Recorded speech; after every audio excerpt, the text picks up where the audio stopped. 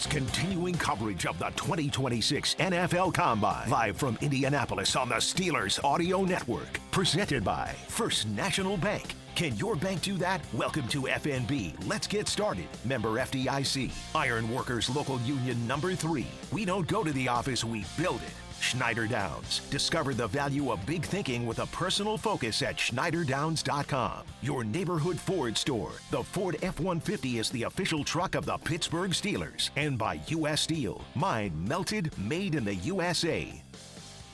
Good afternoon, Steeler Nation. It's The Drive on location. Wes Uhler, Matt Williamson on Radio Row for our second day of coverage here inside the Indiana Convention Center. NFL Scouting Combine 2026. Another 3-hour edition of The Drive. We've got some fun guests lined up for today, Matt. Listen, don't be yawning around me, okay? I know. For whatever reason, this time of day, I've been chugging coffee all day, and I'm not even tired, but I've been yawning for some reason. I just refilled this. This is to the brim. I'm going to be ready to rock. Okay, don't worry. Don't you worry. Because this has been my track record speaks for itself. This has been a heavy lift day for me. Yeah, I know. And I got 3 hours still here, so we gotta keep the energy We'll be high. fine. We'll be fine. I tried to hide that yawn. I was like, don't open your mouth. Yeah. Yawning's contagious, so I've been told. Big shout out to How Emil. does that work? It's a good question. Do you think I steal your oxygen and thus you need it because I yawned so much? You ever seen Space Jam starring Michael Jordan? Yeah, but a million years ago, and I felt like I was 10 years older. The Monstars steal the talent of the NBA players. Yeah, I knew that part. Right, same right. kind of thing. Like you yawn and steal somebody's you gotta energy. Grab more. Right. I don't know. Maybe there's a doctor here on Radio Row who can help us out with that. But I got some coffee, definitely too. Real. Thanks to Emil, of course, Steelers video aficionado, for bringing me a much-needed cup of joe.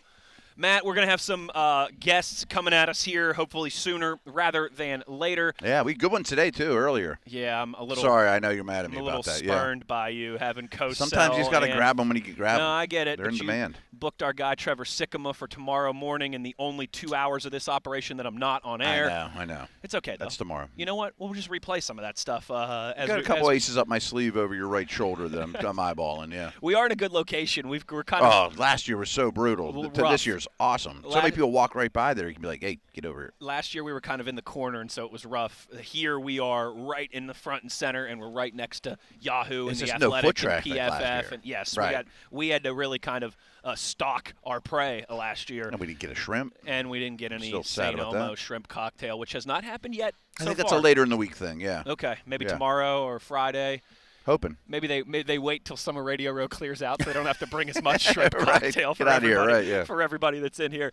But it'll all be happening here on another jam-packed, beefy 3-hour edition of The Drive on this Wednesday afternoon from Radio Row. Matt, one of the things that we wanted to dive into, the Freaks List.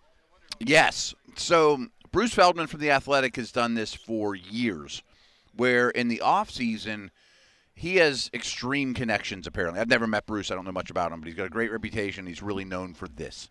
So he has great connections in the whole college football world. And I think his background is college, not NFL. I believe it is, yeah. I should know that. But he puts out a list that really isn't draft-related in the summer of the freakiest 100 athletes in college at the time. Okay. Now, it gets referenced a lot, like Dane will even put it like in The Beast and things like that. Boy, this guy's 300 pounds and he has a 40-inch vertical. Like, that's crazy. That's freaky. Yep. But I guess today, and I haven't looked through it yet, I just kind of cut and pasted it and sent it your way. They updated it for draft reasons, for obvious reasons, because these guys are about to start working out tomorrow. So I think that you might have looked at it. I haven't really.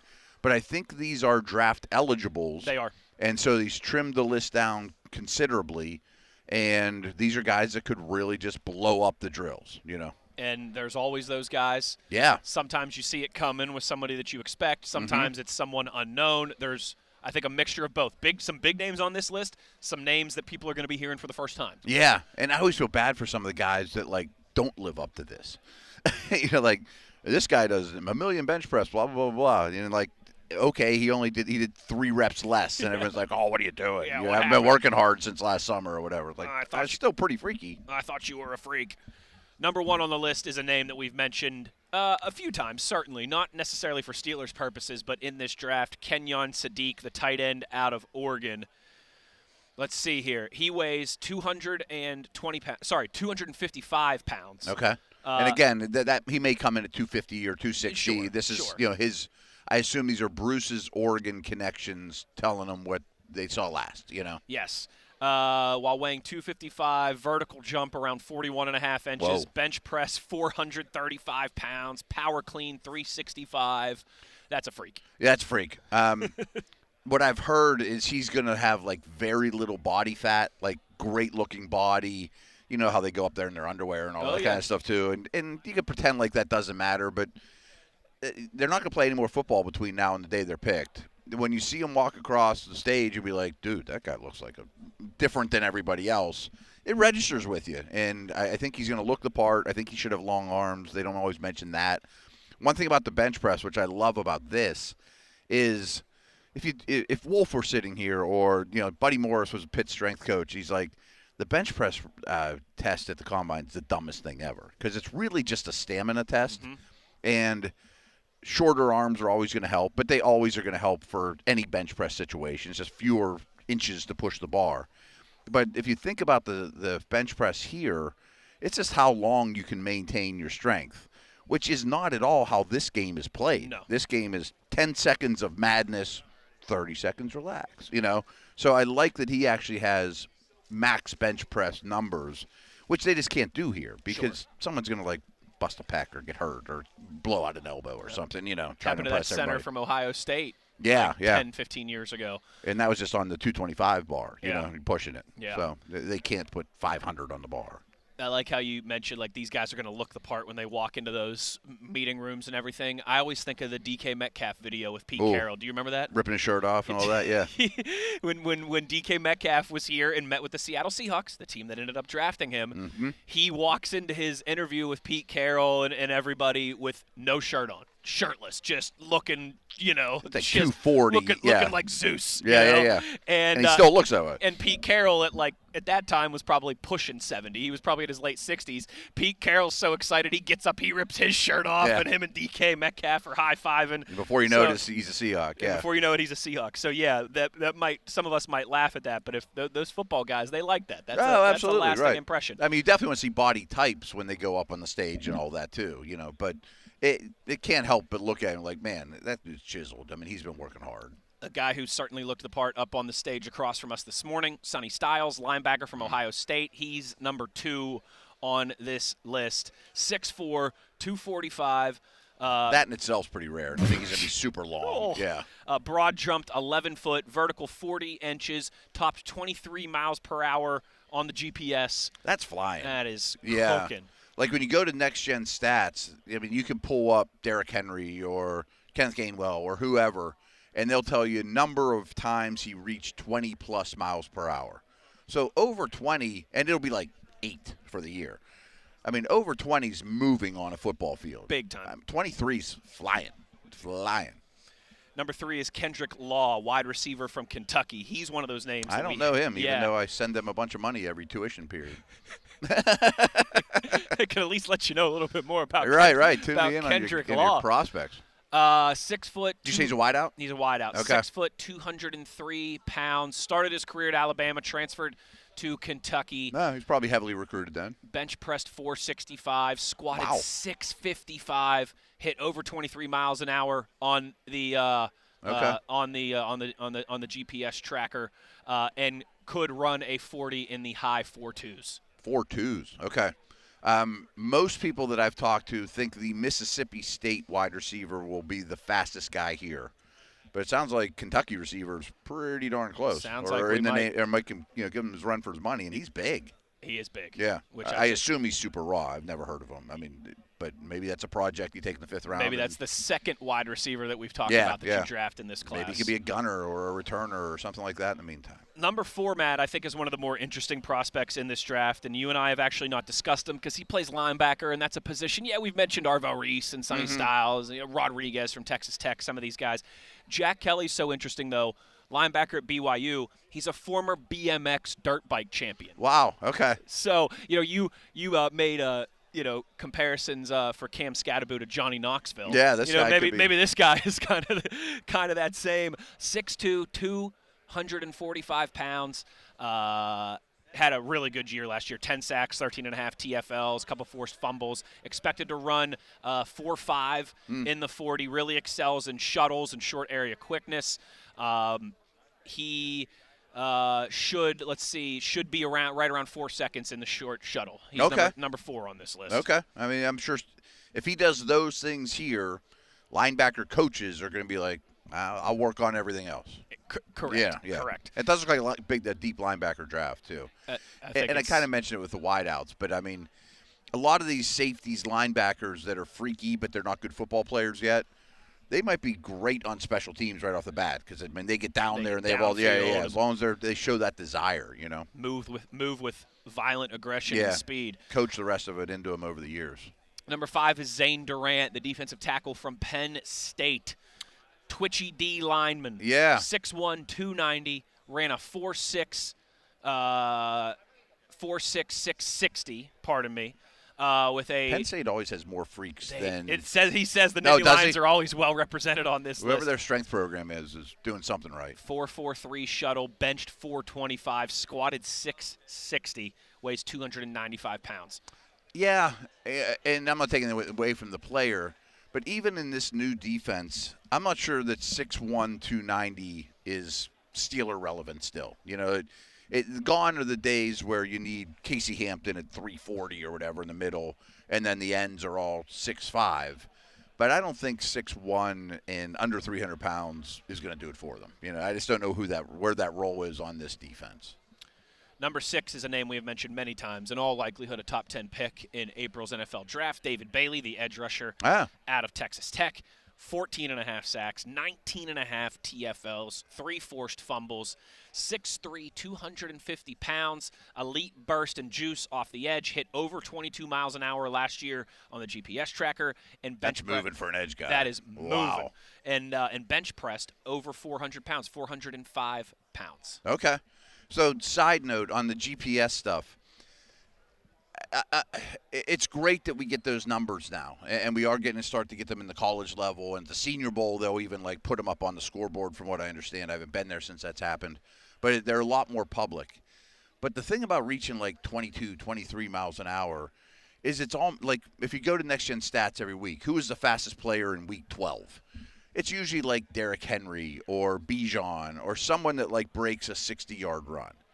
Because it's hard on the football field to really get to your full speed. Sure. That's my point here. Is it's almost always like a running back or someone that runs a long distance because you're adding. So for an edge guy, that stands out to me. I mean, it's hard to really open it up and get the full speed. Because how often is he running more than 10, 15 yards at a time? Right, and once he opened it up like a sprinter, never. I mean, that's something. It sure is. Number 7 on this list, Matt, is the guy who might be my tight end, too. It's either him or Michael Trigg, TBD, but it's Eli Stowers, the tight end out of Vanderbilt. I tell you what, I think Diego Pavia owes this guy some I don't know, nice steak dinner, some chunk of change. Yeah, I have a hunch. I'm hearing more and more that he's got a chance to be 2. He was a 4-star quarterback recruit when he went to Vanderbilt, you know, and switched positions to tight end. 6'4", 235 pounds. Texas 6A state high jump champion. 11.3 broad jump, 39-inch vertical, power clean 360 pounds, and could reach a vertical north of 40 inches here in Indy. I never think of him as a freaky guy. I think of him more as a super productive player. So if he can combine those two, needless to say, he could be right in the hunt for number 2. 2 tight ends in the top 7 on this list. Oh, yeah. That's kind of the ideal prototype at that position. It was a conversation we had earlier, I think it was with Fran, that he said, and I hadn't really looked at these numbers yet, but the number of running backs here is much lower than it usually is, but the number of tight ends is insanely. There's like 27 or something. I mean, sometimes there's only like 14 or 15. Yeah. That's interesting. So there's a lot. I don't think the Steelers are in the tight end market, but I think you can get a lot of day 3 ones that are interesting. If the 6th round rolls around and there's somebody you don't love on your big board and, hey, we thought this guy might go in the 4th round and he's still there. And he could be a special teamer in the meantime or whatever, right. Number 8 is one of the biggest humans you will ever see in a football uniform. Caden Proctor, the tackle out of Alabama, 6'7". 5-star. Oh, yeah. Was the number 1 rated player in his high school class. Went from Alabama back to his home state of Iowa, back to Alabama. Oh, yeah, you told me about that. You think he got a few duffel bags full of yeah, money? He's probably doing okay. Yeah, in those transferring times. 6'7", 366 pounds. Well, that number's going to be the key when he actually gets here. And does he try and weigh in a little bit less? Mm-hmm. Or, I hear he's not sloppy though. He's a little top heavy, but he's not like jiggling all over the place. Unfortunately, they're not on the podium speaking offensive linemen until Saturday or Sunday. Yeah, they're last, aren't they? So they're last, okay. So we're not going to be here. But he's one that I would we'll react to it Monday or whatever. Yeah, but right. I'd just like to go across. Yeah, I'd just like to walk over there and see him stand. I do like podium. when the O-linemen walk by, whoa, it's like a buffalo roaming by, It's a interesting, if you coined it, assembly line scouting exercise of just watching the offensive lineman and the defensive lineman walk in. And what's also interesting, I remember seeing Flozell Adams when the Steelers signed him, and I saw him at Latrobe for the first time. And even combine numbers, he was 6'6.5" and 330, which is huge for any human being, of course. But it's not outlandish for the numbers here. But in person, some of these guys just look bigger amongst big people. And I think Proctor's going to be like that no matter what. No matter who he's hanging out with, he looks big amongst big people. Yes. 32-inch vertical, broad jump. Pretty good. Broad jump, 9 foot 3 inches. Here's some crazy numbers, Matt. Squats 815 pounds, benches 535, power cleans 405. He squats over 800. My goodness. Yikes. 15. And he's tall. That's a long way to go down with the bar. And, he's got long arms, too, for bench. Wow. Just come in lean. Just don't be too heavy. When you start to get 360-plus, not many guys have made it. There's a fine line there between being too big. Right. You got to still redirect. Number 9, Arvell Reese. Of course, we've discussed him plenty. Not a surprise. 6'4", 243 pounds. Had 6.5 sacks last year. Broad jumps almost 11 feet. Vertical around 40 inches. Running the low 4.4s. And is still, this is the craziest thing about him. I always forget this. He's still 20 years old. Yeah, I think he's only been playing for 2 years at Ohio State. Yeah. He's a green dot guy, and he's super smart. And right. He won't turn 21 until the very end of August. So he's one of those. He's like Juju's age. Yeah, it's crazy. He turns 21 in his first training camp. When training camp breaks, he'll still be 20. Now, before the regular season starts, he'll turn 21. But but still, that's if he was in Latrobe with us when we leave on August 14th or 15th or 16th or whatever it ends up being, he'd still be 20. Wouldn't be able to go to Sharky's and buy a beer. Yeah, I can understand why he probably should be the second pick in the draft, especially in this class that doesn't have an elite receiver or a corner or tackle. What's interesting to me is just I've done this for so long that any position used to be, wow, vertical of 40. Now you're seeing linebackers and maybe a tight end here and there. 40 verticals are not that crazy, but I urge people to think about jumping without you're not allowed to move your feet at all, with a 40-inch gap between your feet and the ground. That's nuts. Yeah. That is insane. Yeah. Number 10, let's round out the top 10 here, and then I want to talk about some specific names on this list. A lot of wide receivers on this list, as you can imagine. Yeah, I'm sure. But Peter Woods, defensive lineman from Clemson, yes, that we've discussed, could be DT number 1 in this class. 6'3", 310 pounds, runs a 4.86 40, 33-inch vertical, 490-pound bench press, power cleans 385, squatted 700. Real good conversation with him with Fran earlier because I'm lurking around for are any of the D tackles in this class going to stand out as the clear number 1, and would that player thus be worthy of the 21st pick overall? And really the only name Fran would come up with was Woods, in that he's like, Woods was a top 5 player for me before the season, which wasn't uncommon amongst draftnik people. And he's unbelievably athletic and explosive and a penetrator. I don't know if you remember, this is dating me a little, but I don't know if you remember Tommy Harris from Oklahoma that played for the Bears. Okay. He was the 5th pick in the draft. true 3 technique, sap type guy. Was he on that Urlacher defense? Yeah, Okay, yeah. I mean, Briggs and those guys. Yep. I mean, he was kind of the straw that stirred the drink Peanut up Tillman. front. Yeah. Man, they were good. They were really good.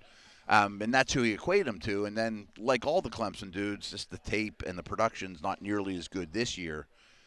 But he thinks he could be the only one that would really assert himself in this, this week of, wow. I mean, he just blows your doors off athletically. He's one of those guys I feel like that could end up getting drafted in the 20s. Yeah. But when everyone does the let's redraft, this class ends up going 9th or 10th, There's had to be something weird going on in Clemson last year. They had so much talent and Yeah. just underperformed across the board. And, let's take our first break here of the drive. We'll hunt down some guests. We'll continue to talk about some of the names on this freaks list, including some of the wide receivers that we have spent so much time conversing about already in this draft process. Just getting started here for another day, another 3-hour edition of the drive. We are live on Radio Row inside the Indiana Convention Center. Wes Uhler, Matt Williamson, all part of our ongoing Combine coverage. Steelers Nation Radio on the Steelers Audio Network.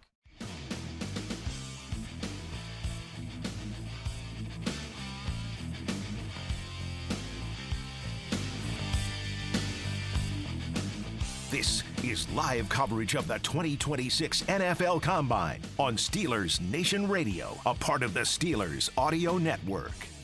It is the drive on location, live at the Combine, Indiana Convention Center on Radio Row, our spiritual home here every end of February. And, of course, you all know a big part of that is all of the awesome guests that we get to talk to throughout this week. We've got another one for you, our first one here on the drive today. Travis May, A to Z Sports. How you doing, Travis? Thanks for taking the time. Doing great. It's always a really busy week, but so much fun just taking it all in. I think I hit up 18 different podiums today, so just information overload right now. Okay. So sorting through it all. And you'll stay for all the podium action? Is it all that good stuff, too? Yeah, because, I'm the college football managing editor, and so I'm here to do my own thing, but also get all this content for everyone else so that they can do their writing, their videos. And so I'm just content gathering, distributing, trying to find some angles for some people to take advantage of this week. And, because we cover all 32 NFL teams and 16 college teams, it's just a lot going on. No, absolutely.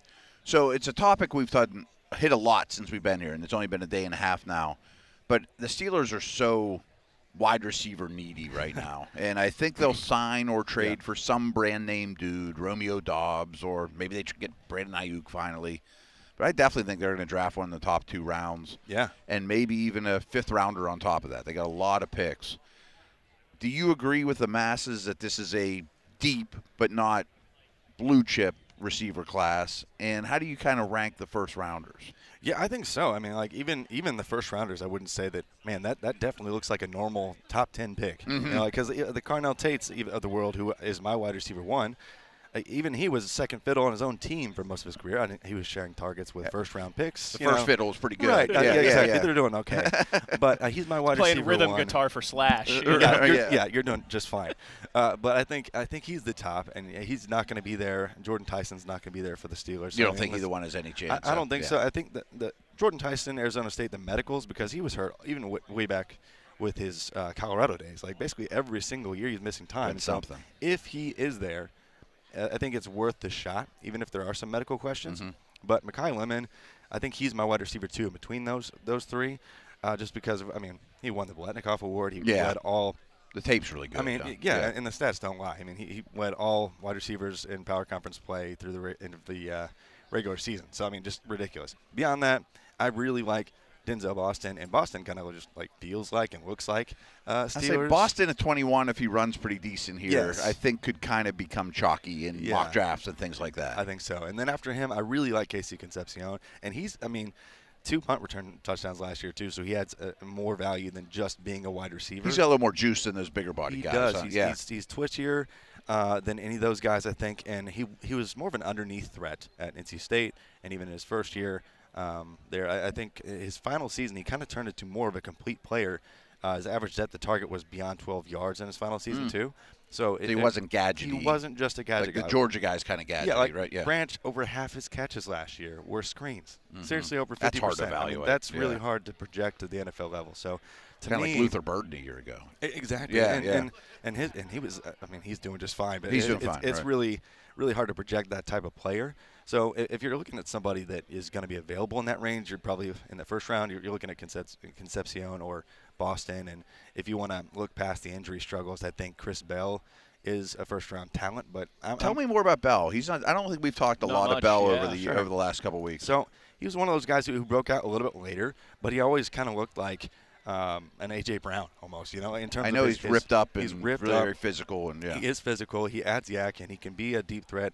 I think 2 years ago is when he averaged like 17 yards per reception, so he can really press it downfield if you need. So to me, when he's healthy, if he were healthy fully right now, I think we'd be talking about him going in the 20s.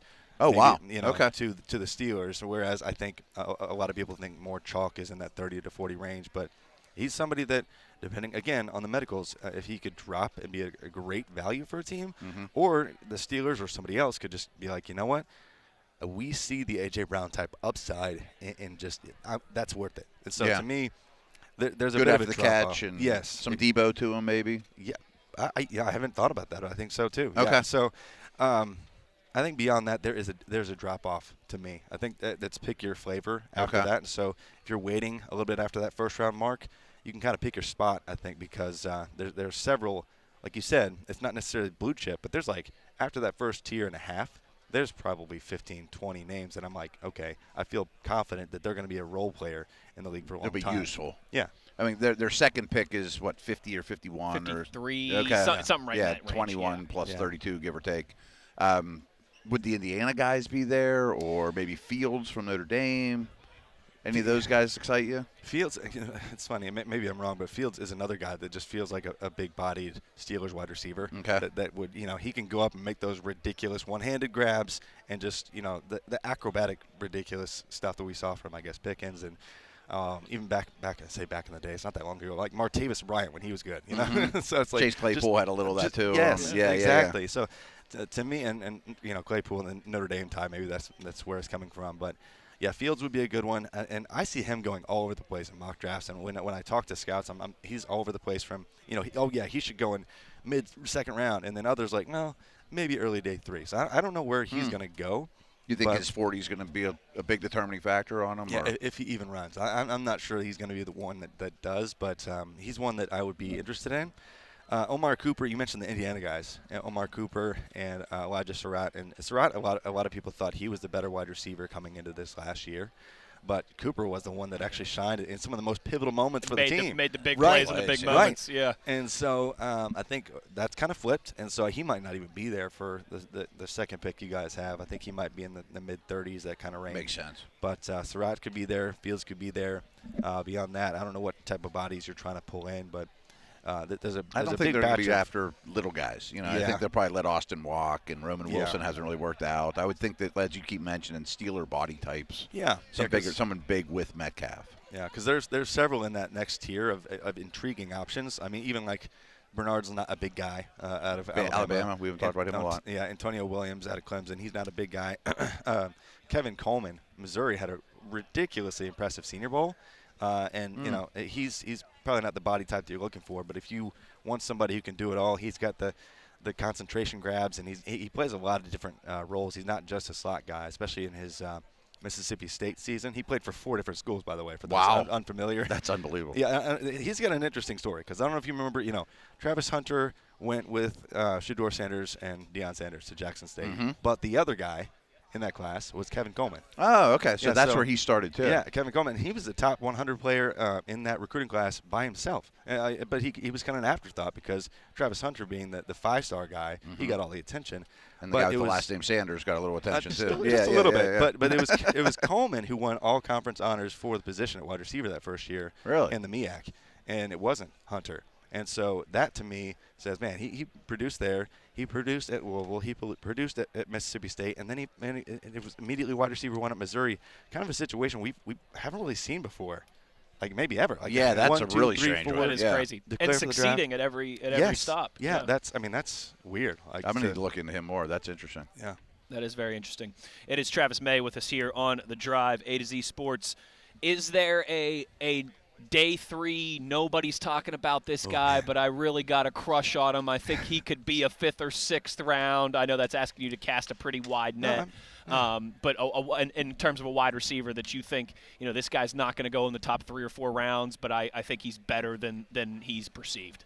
Yeah, I think the low-hanging fruit, easy one, would be Tyron Montgomery, who's not even here this week.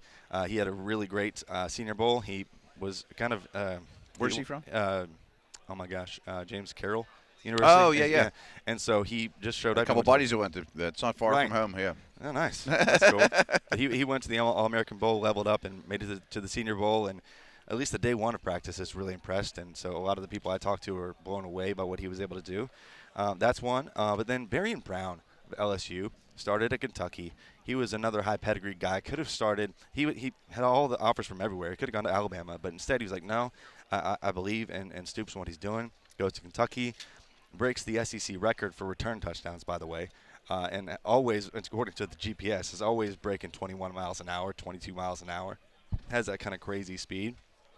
Didn't really put it all together the way that we wanted to see from him in his final year at LSU. The offense was kind of broken last year. I mean, Brian Kelly got fired, but Barian Brown. Things didn't go so great, yeah. No, or for Nussmeier, yeah. But in terms of raw ability and speed, just unmatched speed. I think if anybody is going to be in the conversation of breaking the 40 record, it's going to be him or Brendan Thompson of Mississippi State. Is that the Mississippi State guy? I keep hearing he has a chance. And he's another one I like too. But Barian Brown, just his dynamic all-around play, I think is very underrated. And you think a lot of those guys are day 3? I think so, too. Yeah. Brendan Thompson, because if he runs a 4.24 or something crazy, which is possible, he's a drag star, maybe he goes a little bit earlier, but both those guys should be available in that round 5-ish range. We haven't talked a lot of tight ends or running backs because I don't think the Steelers are heavily in the market, especially for tight end. But do you have a hunch who's going to be running back 2, who's going to be tight end 2? And just talking to people over the last 24 hours, I didn't realize – the depth and the invitees of the running backs is really low this year. Yeah. And it's a total opposite of tight end. That there's a ton of them here, and there's some interesting day 3 guys that just might fall. Yeah, the tight ends have a bunch of balls of clay that could still be molded into something special. I think that there's going to be a ton of guys taken in that day 3 range at tight end. Okay. And I'm not sure if the Steelers need one at this point. They have a few, but I don't think. But you got a lot of picks. Yeah, but I like Michael Trigg. He was supposed to be a big deal at a couple of different stops. I mean, he started, I guess, USC, didn't come to fruition there. Ole Miss, Baylor, kind of put it all together at Baylor, and showed that potential, that 5-star recruit type of, early round tight end potential that I think we always had. Talking about a lot. He's got a lot of ability. I went to WVU, so I watch a lot of Big 12 football, and he's a freak. He is. And so to me, I'm not sure if he's done it too. I like Stowers just a little bit more, and being the Purdue guy, I like Max Clare just fine. Even though he, went to Ohio State, we won't talk about that. After you a Michigan guy? No, I went to Purdue. So, nice. So, Clare was there first before Ohio State, and so.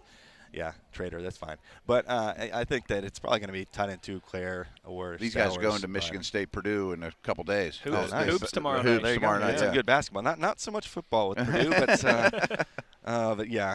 Oh, man. But I think that's probably. But it's a deep tight end class. Yeah, absolutely. And that was on display at the Senior Bowl as well. I mean, that's not a position that many teams are going to take 2.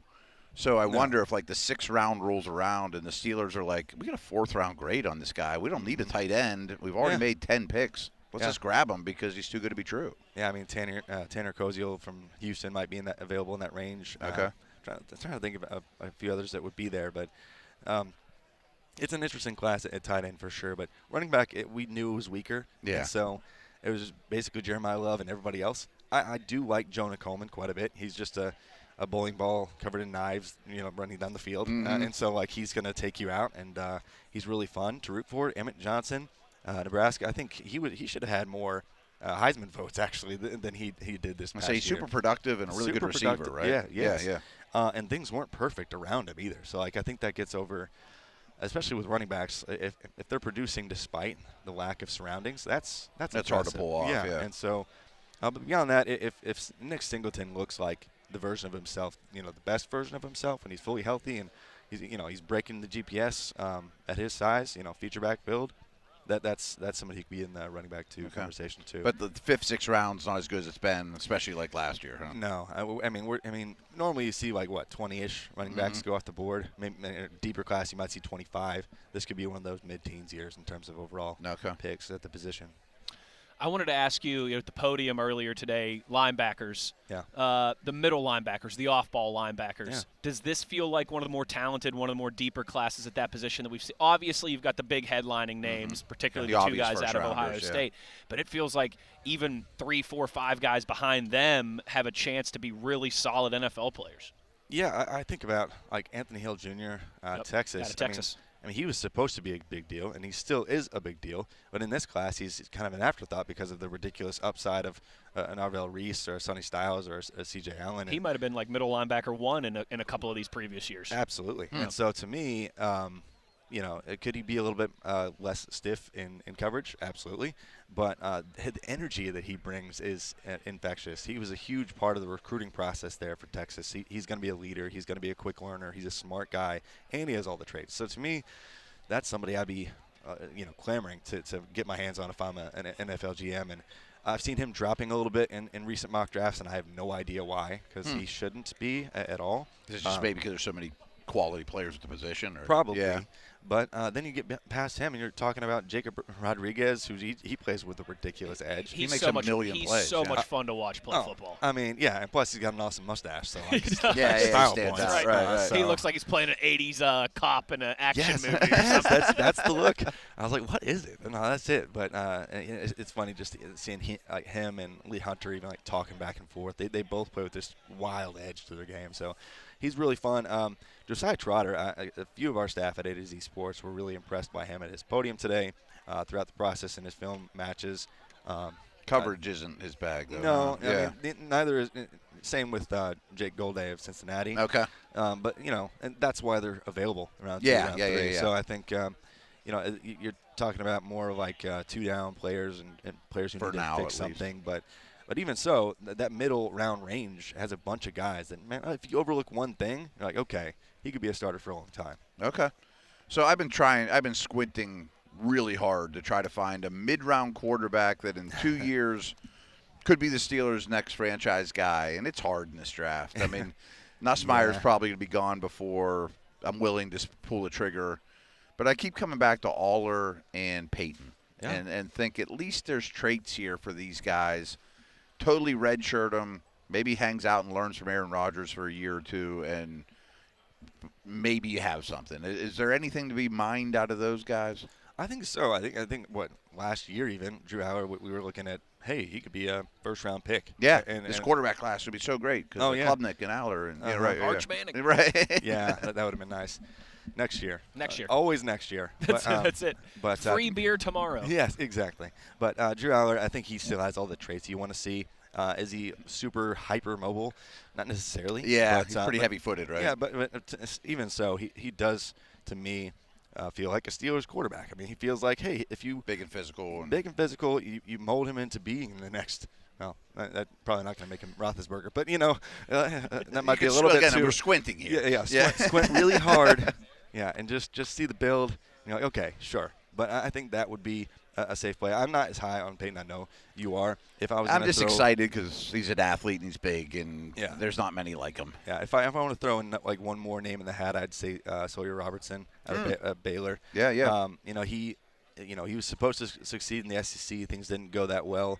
He transfers over and has 2 good seasons, and he's not a crazy mobile threat himself either. But I was really impressed by his arm talent and decision making, and to me, he feels like somebody who's going to be in the league a long time, even if it's not a starter. Okay. So I'd be looking at Sawyer Robertson out of Baylor. But you agree with the masses that next year has a chance to be crazy. Oh, yes. That's really the year to go shopping. Yeah, let's hope it doesn't fall apart like it did this past year. So there's so many names. It'd be shocking if it does, though. No, it would like be. 10 or 12 of them. It seemed like they could be in the first round. It's gonna be better than this year. Yeah, for sure. Yeah. For sure.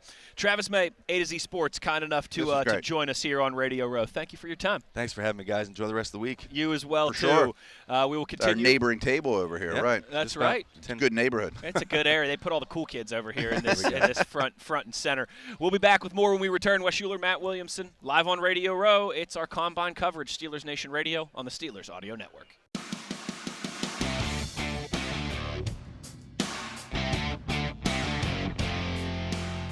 This is live coverage of the 2026 NFL Combine on Steelers Nation Radio, a part of the Steelers Audio Network. Back on Radio Row here on The Drive, and our star-studded celebrity A-list guest tour continues here. This is always one of my faves. With one of our favorites, Matt Harmon, Yahoo Sports Reception Perception. Matt, we're back again for another year. How we doing? I was going to say, do you have the star-studded guest behind the curtain here? I don't know. I don't see him anywhere. No, it's good He'll to be coming soon. Yeah, good. Yeah, after I'm done messing it up, they'll come in class to join up. No, it's good to talk with you guys. It's just crazy to see what a big event this always is, man. Like, it is. Matt, when you were coming here years ago, did you ever expect this to be like? Not to this level, right? Right. Live coverage of the scouting combine would have sounded crazy. We're on for 9 hours a day here. I mean, it's nuts. It's crazy. But you guys have been doing your podcast from over there and other stuff too. Live shows, the whole deal. Yeah. So we're all doing it, man, and it feels pretty good. Yeah. Even it does. 2018 was my first year here, so that's been what, eight or 9 years. Yeah, it's a long time. And even in that standpoint, it's changed so much. It's just awesome. We had Greg Cosell this morning, who he works for NFL Films, and he said, I was in charge of the production team for the first broadcast of any combine, which was like 20 years ago. Yeah. And he's like, they wouldn't release any of the times. Like the NFL was real secretive about it. He was just blown away of how much it's changed. And it wasn't that long ago. But we're talking wide receivers this whole segment, by the way. Deal. So, all right, Mr. Reception Perception, who's wide receiver 1 in this 2026 draft class? Yeah, the way I view this class is I think there are 5 guys that I would feel comfortable taking in the first round this year. Including at 21 for the Steelers, yes, give or take? Yeah, for sure. I'd take any of these guys 5 in the first round. But to me, the first tier is the first 2 guys, and for me, that's Carnell Tate and Mekhi Lemon. I think when you're breaking ties in terms of who is, and I just did a whole video on this for my YouTube channel that people can check out in the mailbag segment where on reception perception. Yes, yeah, correct, and kind of thinking just through how are you going to split the ties between a guy like Carnell Tate and Mekhi Lemon. I think that Lemon, probably, especially if you're thinking about from a production standpoint, probably has the highest ceiling between the 2 guys because he could be like that Puka Nacua, Amon-Ra type where he's moving around the formation. He's really being maximized. But it takes the right offense. It takes the right coordinator with the right vision to see that guy. But for Tate, I think he is a fit for 32 NFL offenses because he's a perimeter receiver. There's an interesting. I've seen people compare him to George Pickens. I think for me, I've seen a little bit of pre-hiatus from the NFL Calvin Ridley to him, like a guy that can separate, can win in tight coverage as well. So a guy that is certainly good. Is he a 1? Is he a 2? I don't know, but I know that he can run out and win on the perimeter and run a real deal vertical route tree because that's exactly what we've seen him doing. Ton of proof of concept, great hands as well, wins away from his frame. So, yeah, I think if you're hedging your bets as to who's the wide receiver 1, I'd probably pick Tate, but I acknowledge just because he'll fit everybody. Exactly, because he'll fit anybody, but then if we come away from the draft in April and Mekhi Lemon lands with the right team that I think could maximize him from a pre-snap standpoint, if when you're doing post-draft, dynasty rookie rankings, for example, that could easily flip. If one of them is going to catch 90 to 100 balls a year, it's probably Lemon. Totally. Yeah, if they hit. A consistent 90 catches, write that in pen every single year. I mean, I think if he goes to a team like the Saints, where Kellen Moore is, I think, a proven designer of offense in terms of maximizing receiver pre-snap alignment. I mean, you look at his year in Philadelphia, Devontae Smith snaps in the slot, shoot up. This last year for Chris Olave, his snaps in the slot, shoot up. And it's not because those guys need to be slot only or even slot first players. Those guys can win on the outside, no question. We've seen examples of that. But it just allows them to be more multiple. It makes them more dangerous from a motion standpoint pre-snap. And I think that he could do the same thing with the guy like Mekhi Lemon. Getting your best guy the ball. 100%, yeah. So who's your next tier? That would be then I think it's a group of 3, and I'm just kind of flip-flopping sort of my ordering of these 3. And really, again, they're so different. And that's the thing this year. I've been saying this a lot this week. There's going to be a lot of what essentially are preference-based debates about wide receivers, where I like this guy, you like that guy. Ford versus Chevy. Well, yeah, exactly. Yeah. It just this is my flavor, and that's what this draft is really all about at the wide receiver position. Because there's a lot of them. Very flavors. Because the three guys I'm about to talk about here, Jordan Tyson, Casey Concepcion, Denzel Boston, those guys are all so different. So it's like it depends on what your team needs, what you're looking for. But, yeah, those three guys I think are all first-round picks. They all have flaws, but they all have pretty clear strengths. And, it just kind of comes down to what you want. I mean, when we see these guys come in here for interviews and workouts in the coming days, you're going to see, like, Casey Concepcion lined up next to Denzel Boston, and it's going to look very different. Yeah. And when you turn on the film, Boston's they played 6'4"-ish, right? Yeah, 6'4", over 210 pounds is what he's listed at. Casey, we'll see, but he's listed at, like, 5'11", 190-ish or something like that. And I know for me, like, I have fallen for the sub 6 foot, sub 195 pounds separator, and way too often. I'm trying to wean myself off that type, but man, he makes it really hard because the film is incredible on this guy. I think he obviously has a little bit of a drop issue. We need to kind of work on that. I think it's one of those, and when you watch guys, is this a focus issue? Is it a concentration issue? Or is it a technique and attack issue? And I think you see him win enough. Like, he's one of these guys, like Deontay Johnson was with the Pittsburgh Steelers. It's like drops the easy ones but makes the tough catches. Like, what are we doing with that? What's the issue here? Yeah, what's the issue here? Is it an attack issue? Is it a focus issue? Is it where he's getting the football thrown to him? But yeah, I mean, everything else outside of that is incredible with KC. He wins in the open field. He wins at all three levels of the route tree, and just, again, can be a very dangerous player pre- and post-snap. You think he has the most juice of the five you mentioned? Oh, yeah, no question. I think he's probably the most explosive separator of the five guys, and I think you see a lot of reps of him against press coverage where he releases and stacks and gets down the field. So not a guy that I think needs to be a slot first player, but I say that also being transparent that I've said that about a lot of players that teams have labeled as ends up as a slot first player. So it just kind of depends if that next team shares that vision as well. If Jordan Tyson didn't have the medical concerns, would he be up in that first tier with Lemon and Tate? No, I even with the medical concerns, which, I mean, by the way, yeah, it's like that is a thing you got to talk about. He's not participating in this event because of a hamstring injury that was like 3 months ago.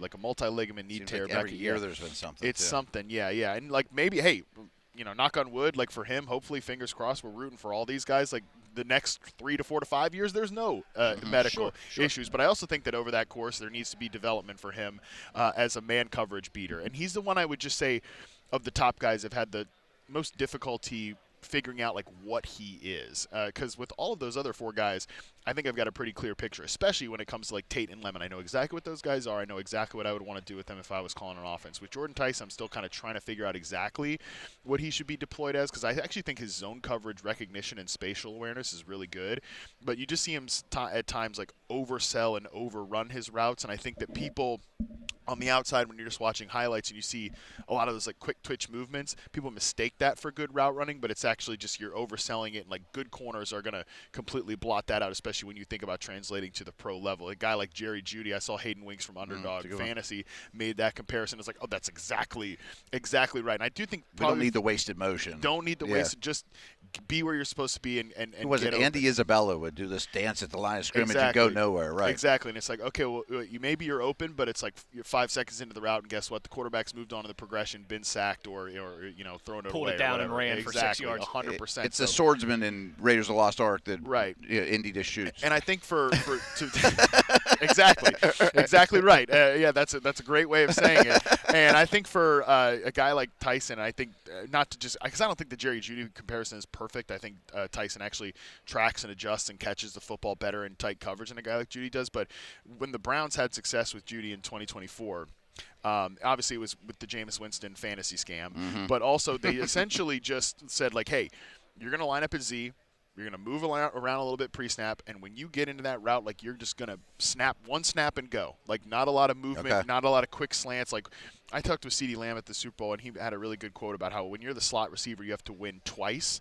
Like you got to essentially win off the line, and then you got to win once again because you're facing a lot of zone coverage. There's more of just the 2 guys there. You got to be very spatially aware. Yeah. It was a great conversation. CeeDee, very smart receiver. So yeah, I've spent the last decade plus of my life studying receivers. I'm still learning something new from the guys who do it every day. So like that was a great way of thinking about it. And I think for Jeudy, you saw that in Denver where he was that slot player. It's just never really a good fit for him because he's not that zone beater because he wastes all that motion doing all the dancing around. But when they got him as the Z in Cleveland, again, you're just running a runway route. Like one snap it off, and you're open. And I think Tyson, when he's decisive and in the right spots, you see that ability to get open. It's just, I would call it inconsistent rather than a strength of his game. So I urge everyone to check out Reception Perception because it's not just draft stuff. I mean, Matt breaks down all the top receivers. And I really think the Steelers are going to add somebody that's been in fantasy leagues. It's a veteran. Maybe it's Dobbs or Shaheed. I don't think Pierce would be in the mix. I could see that. I'm not going to ask you about Brandon Ayuk because who the heck knows. But yeah. DJ Moore, Pittman really intrigues me. Is there any of those names that I've heard you say that you think Dobbs has taken his game to another level? Of the free agents, he's the one I would put a chip on. Yeah, I like Dobbs a lot. The one thing I would say with him and kind of thinking about him for the Steelers is that DK is definitely that X receiver, and that's essentially where Dobbs has done almost all of his work the last few years. So I wonder if it's a little bit of a duplicative skill set there. Dobbs is he's almost like a dig route merchant, and I say that like complimentary. You know, parentheses complimentary because I mean, he's great. He's great at that. Like a lot of his like best routes is when he can win over the middle of the field in that intermediate area, which is great, critical to that Packers system. A lot of teams want to attack that way. I don't know if that's actually really what Mike McCarthy's going to want to do. It's a lot more of the West Coast slant. Rodgers hasn't thrown a ton over the middle either, right? Yeah, and I'm also I was going to say, are we living in the world where Rodgers is back? Likely. Yeah. Okay. So that's by far the lowest leader odds, in the clubhouse. The lowest odds you can get. And in that case, it's like people would probably think, oh, but he's played with Dobbs. Yeah, they had before. played a year together, I think. But I think Dobbs' game has changed a lot since Rodgers was there. You know, for the better. Like again, we're talking about him winning over the middle of the field. That's not what he did as a rookie. As a rookie, he was hard more to do. Straight. Yeah, right. He was a straight line guy. And just more of a vertical route runner, and that didn't really fit his game. Now they've kind of adjusted his role in route tree to what fits him better. He's developed a lot as a player, and it just, again, I think it's a little bit of a duplicative skill set for what you'd want DK Metcalf to be, who also probably does his best work as that X receiver over the middle of the field. So I like the Pittman suggestion a lot. Pittman's the one I keep warming up to. Pittman's a big body. He looks like an X. But he plays a lot of Z. He moves around in the slot. He does a little inside, outside. He works really well over the middle of the field as well. But he's also good on those like quick hitting slants, which Rodgers does like to throw. Which even if it's not Rodgers, it's going to be a staple of the McCarthy offense because it's very West Coast based. So yeah, Pittman is just so smart too. Yeah. Diagnoses zone coverage really well. He'd make a great coach if he ever wanted to after he stops playing. Yeah, draft a guy in the second round with him too. Yeah, they're definitely one of those teams that I think could double dip at it. You know, I was just on a Bills station over there, and that's a team I think should 100% double dip. It's like you can make the big swing, which I think the Steelers made the big swing last year to get Metcalf, and we can debate whether that was a good swing or not, but it was a big swing. You trade an asset, you pay him whatever. Now it's like, what's a better thing to do is to double dip at the position essentially. Like, yeah, maybe it's a veteran and a first-round pick, and it kind of depends on what tier of player we're looking at here. Like, I wonder if you can get Ayuk at a massive discount or DJ Moore seems to worry me. I just seem like it's the best days might be behind him. A.J. Brown's the big name, but I see slight decline with him as well. I agree. Slight decline. Receiver aging is it's like my favorite but least favorite topic to talk about. It's my favorite because it's like it's interesting, but the reason I hate it is because it's just a hard thing to like get your mind around. I mean, and it's hard. It's not, the rules are not the same for every single player, even within player archetypes. Now, I do think like technicians are the guys that generally age pretty well. You think about Keenan Allen, you think about Stephon Diggs. Like those declines have been graceful. Yeah, Diggs started to decline at the end of his Buffalo tenure in 2023. Like you saw that sort of slight decline, like you're saying with A.J. Brown. You saw a slight decline last year. I would agree with that. I said that a lot during the year. And then though we've seen him kind of still age gracefully ever since, and even though there was a major injury somewhere in there. But then I come back to like Dez Bryant. I remember being at NFL Network in 2018, the offseason. Right off the cliff. Yeah, the offseason that the Cowboys cut him, and it was like wall-to-wall coverage. Like, where's Dez Bryant going to go? I was like, I was a little low level at the time. I'm still a nobody, but I was a big-time nobody then. I was like, put me on that show, and I'll tell you that he's not the player that he was anymore. Because like once you saw, it was right off the cliff. Guy, Allen Robinson, who spent the year with Pittsburgh, and that was a player I loved, Allen Robinson. Oh, I remember. Yeah, but once it went, and it was gone. And like that's typically for those like bigger receivers who aren't elite special athletes. A.J. Brown could fall off cliff. Yeah. Right. Like, is he more of that bucket, or is he more of the Keenan Allen, Stephon Diggs bucket? I think it's probably more towards the former than the latter. It is Matt Harmon with us here on The Drive, live on Radio Row. All right, we got your thoughts on the top 5 first-round guys in this class, some free agency stuff there. What about the next wave? What about the next crop? The day 2, maybe even potential day 3 guys? Yeah. We've talked if a lot. If they land one of these names, I think that'd be day 2 shopping.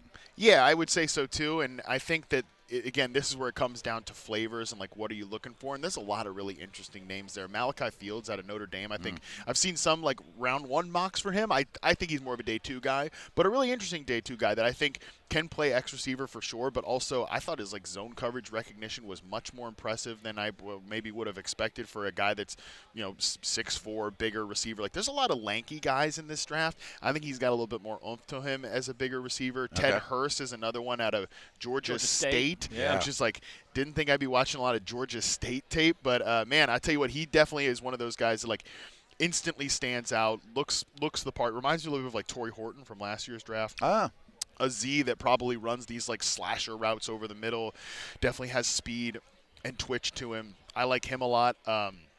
Jeremy Bernard out of Alabama, probably not like the sexiest tape you're going to watch, but looks like a great glue guy, like a wide receiver 3 that just hangs on to the roster. I think there's a lot of guys like that in this class. And, like, the buzz of the town this week is Omar Cooper Jr. Of course. To me, I think he's a high second rounder as opposed to a first rounder.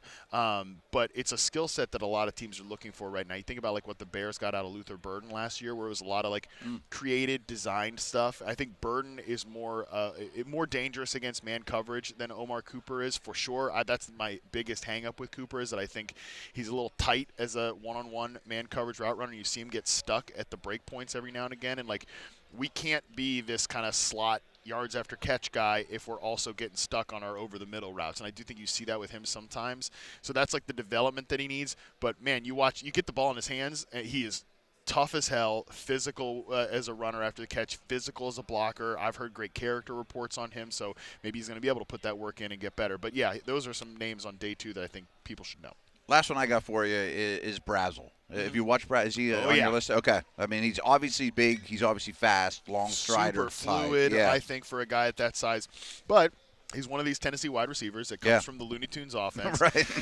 He lines run up 2 routes. Right. He lines up on one side of the field, which that to me, that's a big red flag for you. Big red flag for me. Like, if I've shared the list before, and it's a lot of, so people can find it on Twitter. It's on Reception Perception, I think, ironically, in Jack Besh's profile, a guy that I really liked. I thought, he could be like a big slot, and he did nothing as a rookie. And he was one of those guys that only lined up. Coaching staff might have something to do with it too. Oh, brother, I'm beyond with you on that one. Yeah, I am 100% with you. That was a weird, like, way too many cooks in the kitchen, and they all are cooking off different cookbooks. Not a great situation there in Las Vegas. And yeah, it's definitely that's a part of it. But again, this is where people can find the list. Like, it's a lot of guys that either A, flamed out, or B, took a while to develop in the league. It's like Cedric Tillman types, like, again, a guy that's shown some flashes, but, like, that's the best that you've got. The guys who have succeeded out of that, it's been DJ Moore, it's been Drake London, and then guys that have more so become slot receivers. I say if you're a superstar, I think, like, Des Bryant was that guy. Yeah, like Rashee Rice is one of those guys. But you have to be pretty special to line up in one spot. Yeah, he moved from the perimeter into the slot. So there's definitely Juju Smith-Schuster was another one, became a slot receiver in the league. So those are kind of like the guys that have hits, and even like Drake London and DJ Moore are kind of movement guys. They're not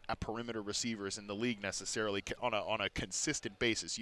They're great players. Obviously, Drake London's a stud, but they've done a lot to weaponize him and from a pre-snap standpoint. But again, then there's a long list of guys that just were complete flameouts, those one side of the field players, and he is 100% that is Chris Brazel. And it's just like you're just not a lot of translatable pro reps there. But there's no question that, like, from an athletic standpoint, a fluidity standpoint, he really shows a lot of, like, potential there. So I would say probably more of a developmental guy that you would take later and hope to grow, not expect, like, we take him in the second round, we throw him out there, and great, come back to the Raiders team.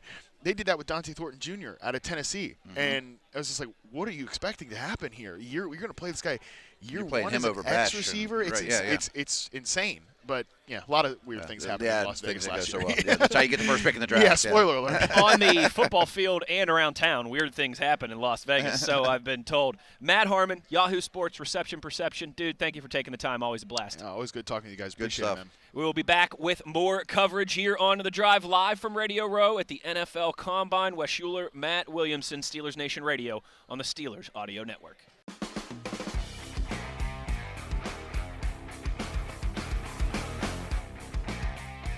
This is continuing coverage of the 2026 NFL Combine, live from Indianapolis on the Steelers Audio Network. Presented by First National Bank. Can your bank do that? Welcome to FNB. Let's get started. Member FDIC. Iron Workers Local Union number 3. We don't go to the office, we build it. Schneider Downs. Discover the value of big thinking with a personal focus at SchneiderDowns.com. Your neighborhood Ford store. The Ford F-150 is the official truck of the Pittsburgh Steelers. And by U.S. Steel. Mine melted, made in the USA. Hour number 2 of the drive here on Radio Row, a beefy first hour of the drive. Yeah, guests, right, a lot going on. Couple great guests, and we went way past our normal clock there, of course, with our buddy Matt Harmon, because we didn't want to cut him. You got to do what you got to do when you're on Radio Row. So we'll have a little bit of a clock reset here. But listen, the people love the Combine content, and they're getting the Combine content. Oh, yeah. We've been doing well on the guests, and it's still early, right? And I tell you what, a lot of wide receiver talk in that first hour. A lot of wide receiver talk. If you're interested, like most Steelers fans are in that department. We did some musical chairs here and realigned for TV on the video side of things. Mm-hmm. And maybe we'll nab another guest or two before we get out of here. I'm sure you've heard Rob say, on the radio these last couple of days, that he thinks wide receiver this year is a lot like D tackle last year. It's not a mention of are they going to take one. It's they're taking one and they're taking one high. Which style is it? Is it second round? Is it first round? He's brought up a couple times. What if Harmon would have fallen the pick before because Grant was already gone, Nolan was already gone? You're kind of counting on one of the three to be there. But it seems like in this receiver group, Matt mentioned 5 that he'd take at 21. Yeah. I mean, a lot of people have talked about 10 to 12 that could go round 1 or 2. Top 50, 60-ish. Yeah. I mean, I really think there'll be some flavor you like at either pick. Oh, absolutely. Yeah. Absolutely. And, hey, if pick 21 rolls around and it's a wide receiver, fantastic. Mm-hmm. If it's not, I think that's probably a good sign, too, because it's probably somebody they have rated very highly on their big board. Yeah, that they and think they probably landed one already at some point. Right. Exactly right. So, yeah, plenty to like there. Matt, kind of to tie this all together, back to the freaks list where we started. Oh, damn, that seemed like a long time ago. Today's show. Number 11 on that list is Ted Hurst, the wide receiver out of Georgia State that we were just talking about. I'm starting to warm up to this. 6'3", 200 pounds, 4'5", 40, broad jumped 10.8, three-cone time of 6.93 seconds. Would not be surprised if he topped some of those already lofty numbers at the Combine. I love hearing the three-cone number that low. I knew you would like that. Because just a little I've seen of him, he's a deep threat against bad competition, and he's got a really high average depth of target and yards per catch and all those things. I've heard somewhere that his miles per hour stuff is really high on the field. But I was worried, is he going to be just kind of a straight line, outside the number type dude? And if you're moving, changing direction well in the three-cone, chances are that's not the case. You're probably more versatile than that. I think I would agree. I would certainly agree. Another guy who's – I could see him going higher than you think, though. I don't think he's going to be the 5th rounder that you just take a flyer on. No. He's going to be an investment. I would be surprised if he's not gone in the first 100 picks, somewhere in that. So there's no way he's around on day 3, or I don't think. I'd be shocked. Yeah. Unless he, goes out and punches somebody in the face tonight at runs a 4.6 or something, right? Yeah. Number 12, Deion Burks, the wide receiver from Oklahoma. We haven't mentioned him. I need to do more work on him, but he's on this receiver list pretty high. We should have asked Travis about him because he's the former Purdue guy, transferred to Oklahoma. Only 5'9", 190, Matt. But benched 400 pounds, wow. Runs in the 4.3s, and is expected to jump really well. Okay. Yeah, he's been lumped with the Georgia guy whose name escapes me at the top because they're a little smaller, super explosive, but they're not tiny. They have some muscle to them, some body mass to them. I don't have a problem with a smaller guy, especially if you added another big guy first. Yes. I think that is kind of what we're looking for. Georgia guy, Zachariah Branch. That's the name I'm looking for, yeah. Yeah. Another wide receiver on this list at number 14, Brennan Thompson, wide receiver from Mississippi State. He's the burner. 5'9", 170 pounds. But that's not great. Expected to run the fastest 40 at the Combine. He hit 23.7 miles per hour. That's flying. On the radar. That's just with cleats and pads on and a ball in your hands or whatever. That's flying. Just absolutely nuts. Jeff Caldwell, wide receiver out of Cincinnati, is number 16 on this list. He's another name that we need to dig deeper into as we get closer here. Because he played Division II football his whole career, except for last year when he went to Cincinnati for a year and did well. 6'4", 208 pounds. I think he's got size to him, too. He certainly does. So he's one to keep an eye on, and we'll kind of see how he tests this week. Okay. Bryce Lance, wide receiver, North Dakota State, is number 18 on this list. Trey Lance's little brother. Trey Lance's younger brother, yes, had a really great year. 17 touchdowns in 2024, pardon me, which is a North Dakota State record. Between the Georgia State dude, the John Carroll dude we mentioned, Lance, there's some small school but really talented wide receivers that maybe they take a little longer than the others, but you'd love to get them in camp or get your hands on them. Big Citrus is on this list. Is he? Dominique Orange, the defensive tackle out of Iowa State at 19. Our video buddies love Big Citrus. I think it's just because they want to be able to use the Big Citrus moniker on the videos for the next 10 years or so. Malachi Fields, wide receiver out of Notre Dame, is number 21 on this list. 6'4", 218 pounds, bench press 365. Whoa. Also a vertical jump of 38 inches. And let's see here, 6.8 seconds in the 3-cone drill. Wow, okay. That's really good for somebody his size and dimensions. Real quick on Big Citrus, what do they think his height and weight's going to be? 6'4", 325. Yeah, I think he's kind of the nose they're looking for. I tell you what, there's a couple of guys that I think could fit that bill and be available in round 2. Let's see here. Chris Hilton Jr., the wide receiver out of LSU, who I can't remember if it was Matt or Travis mentioned. Yeah, we just did receiver after receiver talk, but I think that was Travis. Was a high school track star, 6 foot, 190 pounds, hit 23.7 miles per hour on the GPS, a 1.37 10-yard split. Good Lord, expected to run in the 4.2s. Yeah, Travis is not the first person I've talked about that he's one of the most explosive dudes in this draft. Zachariah Branch checks in at this list at number 30.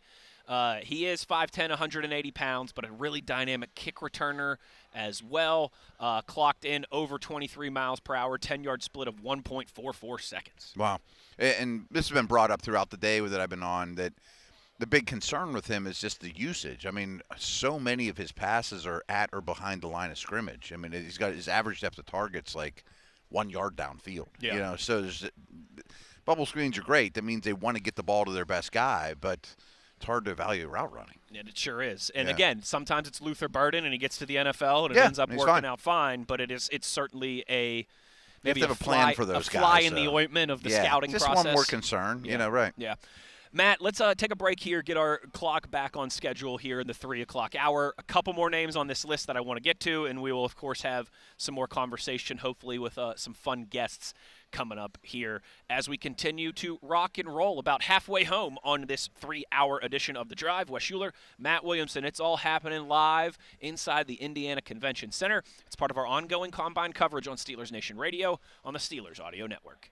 This is live coverage of the 2026 NFL Combine on Steelers Nation Radio, a part of the Steelers Audio Network.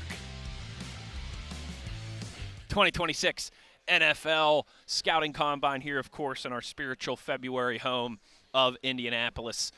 Matt, a couple more names on this freaks list that I want to run past you. One more wide receiver at number 33 on this list, Jalen Walthall out of Incarnate Word. Ooh, I don't know him at all.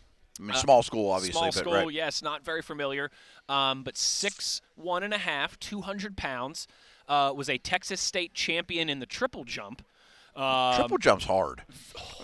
It's crazy. Like the coordination of keeping your balance and I want to know. That's an odd event to me. Some of these track and field events, Who was the first person to ever do that? I think they're like we should make back this in ancient Greece when there was nothing else to do. Who was the first Greek to be like, we're going to hop 3 times? I think some emperor was like, why don't you jump around and see how far you can go to entertain me? Right. Peasant. Here's this rock. Why don't you throw it like a shot put as far as you can, or discus, or Checking in on this list, Kyle Lewis at number 36. That doesn't shock me. The Pitt linebacker. Little undersized at 6'2", 225, but clocks a. I think he was well under that at the Senior Bowl. I think he was in like the high teens. So there's a lot of Emuwari talk to him, which everyone's going to be like, oh, I'm just want the next Nick Emuwari. We'll win the Super Bowl, right? Exactly right.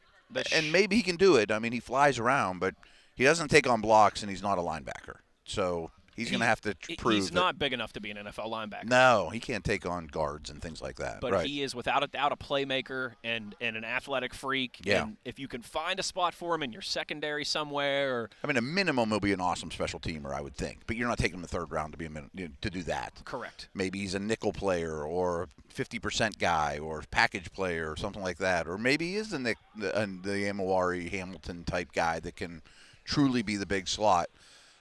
Senior Bowl was really good, but Senior Bowl is always good for those dudes. Yes. It's just space, and he's not taking on Be, guards. right? Yeah. I mean, don't get too excited about it, I'm hoping for him. I mean, Pitt guy, and I'm sure you are too. I will always remember him fondly because he lost his final backyard brawl at Mountaineer Field. There we go. Okay. Yeah. And I think actually was in coverage when our tight end Grayson Barnes caught the touchdown to tie the game with like 20 seconds left. We'll have to run that one past Chris Carter at some point this week. Last name on this list that I wanted to bring up to you, Matt, is a guy that you've mentioned is intriguing to you. You've been giving him more of a look. Cole Payton, the quarterback out of North Dakota State. Yeah, some people think he might Taysom Hill it up a little bit in his rookie year, especially if there's a tush push available. Like when Aaron Rodgers doing a tush push. I don't know. I just think there's some traits there. I mean, I don't think by any means he's not like my Tyler Shuck this year. I'm taking in the second round or anything like that. But I just think that maybe if it all aligns and you're kind of patient with him, there's enough traits there that you could get a quarterback out of it. Big running threat, 6'3", 235 pounds, 38-inch vertical, 10-foot broad jump, the Taysom Hill comparison. They mentioned it? Yes. Took a big step in his development last year, connected on 72% of his passes. Yeah, the numbers were really good last year. 16 touchdowns, just 4 interceptions. He also ran, holy cow, for 777 yards and 13 touchdowns on the ground. I mean, it's an awesome year. It's a better year than I think Trey Lance had there. Who goes in the second or third pick in the draft. Yeah. He's a lefty, which people can say they don't hold that against quarterbacks, but they do because it looks weird. It just does. There's no way around it. And he doesn't have a lot of long-term production. But if you get him in Latrobe somehow and let him sit around for a year or two, who knows? What's the? I'm trying to the type. If you were to take scenario plays out where the Steelers, let's say it's in free agency or maybe via a trade, nab one of those established veterans, you know what you're getting, signed, sealed, delivered wide receivers. Oh, okay. A Romeo Dobbs, a Pittman, someone that we've discussed. Someone we've heard of. Yes. I mean, it's not a throwaway, right. And then at pick 21 or 53, they go wide receiver. So you've got DK Metcalf, you've got the veteran free agent guy, you've got the high round. Yeah. If you were to dip back into that wide receiver, fourth round, fifth round, sixth round, whatever it may be, what type would you be looking for? Like body type, development type. If he's coming in as clearly at best your fourth guy. Again, he's probably fighting Roman Wilson for that fourth spot or something like that, and who knows who wins that battle. Maybe it gets the best out of Roman Wilson too. Right. And if this was a fourth or fifth round pick, he's probably going to make the team. You don't draft a guy and cut him. Yeah, that's where I was going with it. You beat me to it. I still think, assuming Austin isn't back, who's your punt returner? I mean, I can't say it's Dante Kent. I know he's done it, but I don't even know if he makes a team. He might be a practice squad guy.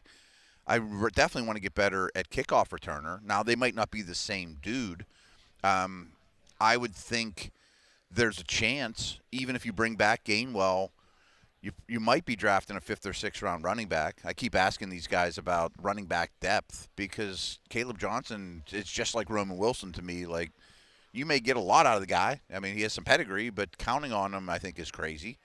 So somewhere between a mid to late round running back or third receiver in your scenario, which I think is how it would go, I'd hope to have someone with return skills, you know? Yeah. And maybe even big, strong enough to run down on kickoffs or punts or something too. You know, who knows? But it'd be nice to have them active on game day for special teams, and then they're out there 10 snaps a game on offense too or whatever, and learn the ropes. Yeah. Interesting. And maybe that's a higher upside guy too because he's explosive. You know, he's just maybe a small school guy that's explosive that doesn't run routes well yet, you know. That's why you pay receiver coaches. That's exactly right. Right, you know. As Dale would always say, you are allowed to get better. You're allowed to get better. I'm laughing here. We just got an email. You and I joke about this sometimes. Labs, of course, the Dean of Doom, the Lord of Living in His Fears, the great Steelers historian, Bob Labriola. He forwards us a lot of different research emails from the league, from time to time. Yep. And if a lot of Matt stats come out of there. A lot of Matt stats, a lot of really good nuggets. And this one just kind of jumped out at me. There's 9 players here at the Combine whose dads played in the NFL. That seems like a pretty high number. 9 different guys. Garrett Nussmeier, of course. His dad's a coach in the league right now. Coaching in the league and was a quarterback in the league. Wide receiver Chris Brazel II. His dad, Chris Brazel, was a wide receiver in the NFL. I don't remember his dad. I'm old enough I should know all the dads on, too. Let's see how many of these you remember. Tight end Khalil Dinkins. His dad, Darnell Dinkins. Oh, he went to Pitt. Did he? Yeah. How about that? There's always a connection. Uh-huh. Tight end R.J. Maryland. His dad, defensive tackle Russell Maryland. He was first pick in the draft. He was also a Pro Bowler. First pick in the draft. Yeah, Super Bowl champs with the Cowboys. Yep. Defensive end Marvin Jones Jr. His dad was a linebacker, Marvin Jones Sr. I think he was the Jets' high pick. I think he didn't have a great career, but he was Florida State maybe? Linebacker Sonny Styles, of course, out of Ohio State. His dad, Lorenzo Styles, linebacker in the NFL. Yeah, I don't remember the details on him, but I remember him being a linebacker, yeah. And then safety Lorenzo Styles Jr., Marvin's brother, both here. So those two. I didn't know there were 2 Styles here. Yeah, I didn't know that either. Okay. Where's he from? Is he Ohio State too, or no? I'm not sure. I don't know. Yeah, I'm not sure. I don't think he is. I don't think he is. He's a safety. No. He is a cornerback safety for Ohio State. Huh, okay. Yep. And let's see, couple more here. 2 more. Of course, everyone knows Josiah Trotter, his dad, Jeremiah Trotter. Just an unreal eat your face off. Yeah. His brother's in the league. His brother is in the league. Yeah. Yep, out of Clemson. And then Caleb Downs. His dad, Gary Downs, was a running back in the NFL. I don't remember Gary Downs. I did not know that. But it's pretty good. I mean, you got Trotter, who was a Pro Bowler and an All-Pro. You've got Russell Maryland, who was a Pro Bowler. First pick in the draft. First pick in the draft. Right. That's pretty hard to do. Yeah, it's pretty hard to do. That is wild, though. 9 different I guess 9 players with 8 different dads because Lorenzo Styles for 2 of them. But that's still okay. Pretty cool. Real quick, There's so many in the league right now. Real quick from Labs, 7 guys in this class. Their brother played in the NFL. Max Brendenson, the fullback, his brother, offensive lineman Ben Brendenson. Of course, offensive lineman. Yes, Bryce Lance and Trey Lance, as we mentioned. Okay. Francis Mauigoa, his brother Francisco Mauigoa. Lander Barton, who's a linebacker, Cody Barton and Jackson Barton, 2 of his brothers, Josiah Trotter, Jeremiah Trotter, as you mentioned, Avion Terrell, A.J. Terrell. We've mentioned that connection a couple times. And Caleb Downs, Josh Downs. Josh Downs, really good receiver for the Colts. Yeah, I didn't know that they were related. Yeah, that one I did know. So am I missing someone, or do the Steelers have 4 players whose dad was in the NFL? 2 Haywards, a Bruner, and a Porter. And a Porter. Am I missing any? I mean, they have to always lead the league in brothers and dads. All the time. I think that's it. That'd be a good question for Labs. Labs would be able to tell us. Off the top of my head, I might be missing an obvious one, but 2 Haywards, a Porter, and a Bruner. DK Metcalf. Oh, yeah. Right? Didn't his dad play in the NFL? I think so. He was an offensive lineman, right? Yeah. Okay. Yep. Because I remember in the Cincinnati game, his dad played for the Bengals. Okay. Interesting stuff there from the Dean of Doom and the Lord of Living in His Fears, and apparently our resident Combine stats keeper here, Bob Labriola. Yeah. So if any of those dudes are going to end up somewhere, Pittsburgh's probably the most likely landing spot. They like those guys with the bloodlines, man. Boy, do they ever. We're going to get to our final break here of our final segment of the 3 o'clock hour. When we return on the other side, Wes Uhler, Matt Williamson. It's all happening. It's our ongoing combine coverage here, Radio Row, Indianapolis, inside the Indiana Convention Center. Steelers Nation Radio on the Steelers Audio Network.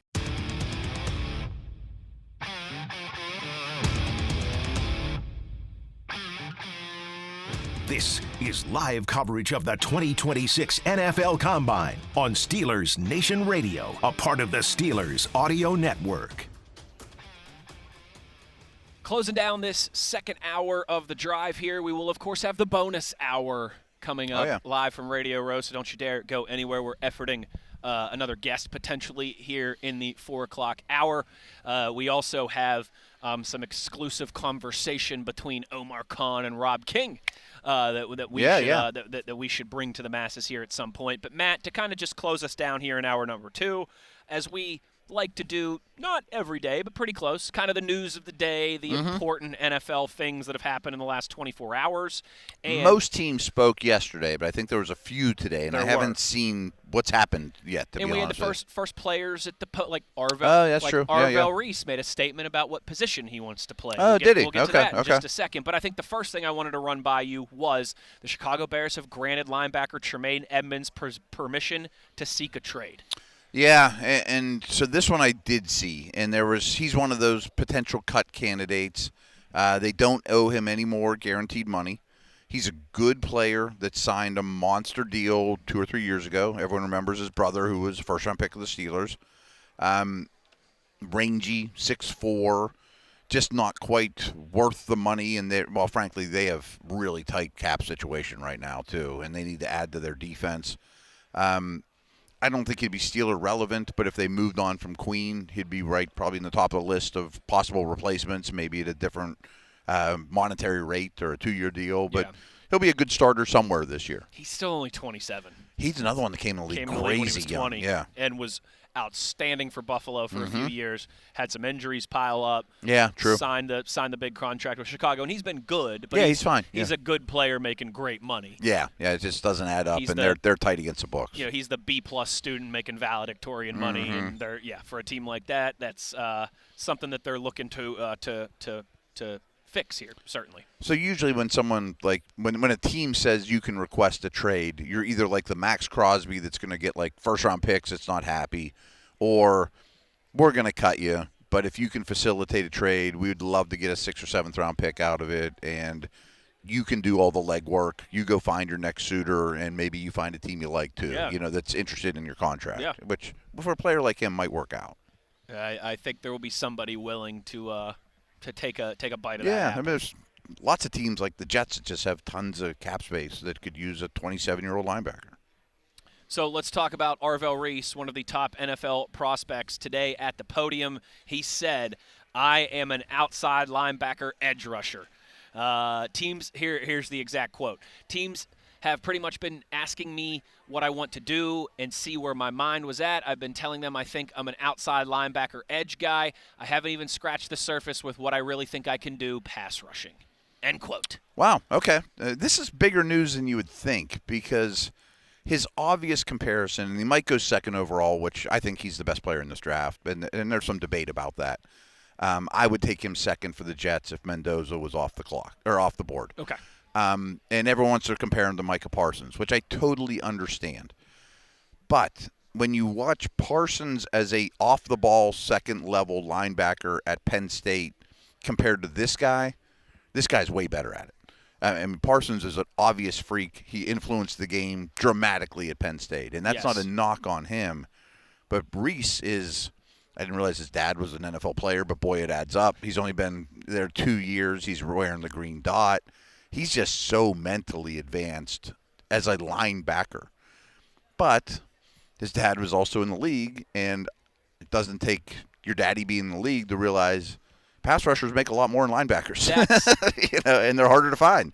The cynic in me thinks that, his agent's telling him to say that. Yeah, and he knows that's a more valued role. It is. But and that's why Parsons is now an edge rusher too, right? They're just harder to find, and they impact the game more, and you make more. Yes, it's and he is scratching the surface as a pass rusher. he could become a Parsons-like pass rusher, but he's a long way from that. I mean, he's better than Parsons was off the ball at this point, but not as good a pass rusher. Okay, makes sense. You know what I mean? Makes sense. Because he's a blitzer. He was, yeah. Yeah. Let's see here. C.J. Allen out of Georgia announced today that he will not be working out at the Combine. I'm going to push everything to my pro day. That's when I'll be running, jumping, and doing drills. Okay. He's supposed to work out really well. Yeah. Led Georgia with 88 tackles last season, firmly in that first-round mix. A lot of years, I think he would be the first off-the-ball linebacker off the board. A lot. There's maybe 4 or 5 guys in this class you could say. Yeah, before. the dude from Texas, Hill, we brought him up earlier. But both Ohio State guys, and I guess we shouldn't even call Reese an off-the-ball linebacker anymore. Yeah, but, that's but true. Both Ohio State guys are going to go early. Yeah. I think Styles could go like 8 and shock people. Okay, yeah. Yeah. Just because that's a position where in the NFL there's the demand is much greater than the supply. Yeah, and I often say, rookies struggle in this league at off-the-ball linebacker, and they do. But there's also a lot of teams that have okay ones, but the guys that have awesome ones are Fred Warner game changers. I mean, look what Bond did for the Eagles in their Super Bowl year. Kind of came out of nowhere, but still. And it's funny, actually. That's one of the headlines on NFL.com from today is about Sonny Styles, the next Fred Warner with a question mark. I mean, his tape's great. It outstanding. And comes from an NFL bloodline, like we just talked about. Super smart, 6'4". Edmonds has this too that we just talked about. Like when you have that crazy length and height at linebacker, a lot of guys, even if you're not a short quarterback, they have a difficult time throwing over you in zone coverage. Sure. I mean, just think of all this space with your arms. That kind of layering throw. You got to throw it a little different. That makes sense, actually. Yeah. That really does. It's like a shot blocker, It's like it's hard to shoot over Mutombo, It's like your boy Victor right, yeah. 7'3". Good luck shooting over a guy that's 7'3". And you can move and you cover ground too, right? You don't have to take as many steps to interfere passing lanes. John Lynch, of course, Hall of Fame safety, general manager of the 49ers. We discussed yesterday briefly in kind of our News of the Day segment, seemingly the 49ers and Trent Williams at a stalemate over the future of his contract. Yeah, I did a little homework since then too, but go ahead. And John Lynch just said he thinks that they're on the same page. He's optimistic that they'll be able to reach a deal and get things done for both parties. I mentioned I do a podcast with Brian Peacock, and he mentioned too, he's dialed into the Niners and said it can't be a coincidence that like 45 minutes before the Niners went on the podium yesterday, this news happens to pop, Like, there was some gamesmanship there. Oh, there always is. And Trent Williams, I mean, I think he's one of the best left tackles that's ever lived. But he was really kind of done dirty by the Washington franchise, especially when they were early in his career, and he had, like, some medical stuff that they didn't cover. So he's kind of learned that I'm in this for myself, man. Like he understands the business of the league better than a lot of dudes. He's been around the league. He's made a ton of money, but he's not going to just be like, oh, I'll do a favor for the team, because his first team didn't do him any favors. That's why he left. No, they did not, certainly. And if it's his last year, he has every right to be. I'm not taking a discount. I am what I am, and I'm still that's the thing. It would be a different conversation, I think, if he was now a B- level left tackle. He's still great. He's still a top 5 He's guy still a top at worst, 5 guy, right? Yeah, unbelievable. And if he were to hit the open market, maybe it'd only be a 1-year deal, but I don't think anybody would make more money per year of available free agents. Yes. Yes. He would get a Pickens or Phillips or Willis give him a massive or one year Linderbaum, deal. right? Yeah. Okay, we'll make you the top left tackle in the league and try to win the Super Bowl on a contender. If you're the Titans even or somebody for a year. Yeah, let alone someone with a young quarterback, right? Yeah. The Raiders that have so much money or, Patriots. Last one, Reuben Bain Jr., of course, top prospect, one of the top edge rushers, could be the first one off the board. It'll most likely be him or David Bailey. Reuben Bain Jr., some talk coming into the Combine about his arm length. There's a lot of concern. Well, he said that no team has asked him about that during his interviews. Quote, people keep bringing that up out of nowhere, but no teams have brought it up to me, so I don't bring it up either. As long as I just talk the talk and walk the walk, play with technique, nobody actually cares about it, end quote. I think he's misreading this. That was kind of my thought of, just because they're not asking you about it, they still see the measurement and the number on paper and they're aware of it. What are you going to gain by asking him? I mean, he may not even know his arm length. He can't train his arms to get longer. He may not even know his exact arm length. I know I'm going to get the number tomorrow. Why even ask him about it? Because it's either long enough for my team or it's not. 1 minute. It's on opinion of his. He's not going to be like, well, they're going to grow, or I see the tape. You play really well, but if they're short and my team doesn't like short arm DNs, well, that's a problem. Sure is. It sure is. Yeah. How much? I know we got like 45 seconds here, but is that a big deal for his position, arm length? Absolutely, absolutely. Just because of the leverage and the angles. And just who touches who first. Yeah. You know what I mean? I'm coming off the edge. That big paw. It's been a Will Campbell problem. Yeah. That's the most notable on the other side. If I can extend, and touch you before you touch me, it's just a huge advantage. 2 hours in the books, bonus hour on the other side. May or may not have a guest here to kick it off with us. I'm eyeballing some too. I'm eyeballing somebody up down there. But we also, before we get out of here, need to talk about, because tomorrow, Matt, is when the on-field portion of this starts. Yeah, we'll have like times and stuff, and the video monitor over there, we'll have them running 40s. That's good stuff. Who's the appointment viewing prospects to watch in the Combine over the next few days? All of that and more in our bonus hour when we return. Wes Uhler, Matt Williamson. It is The Drive, Steelers Nation Radio on the Steelers Audio Network.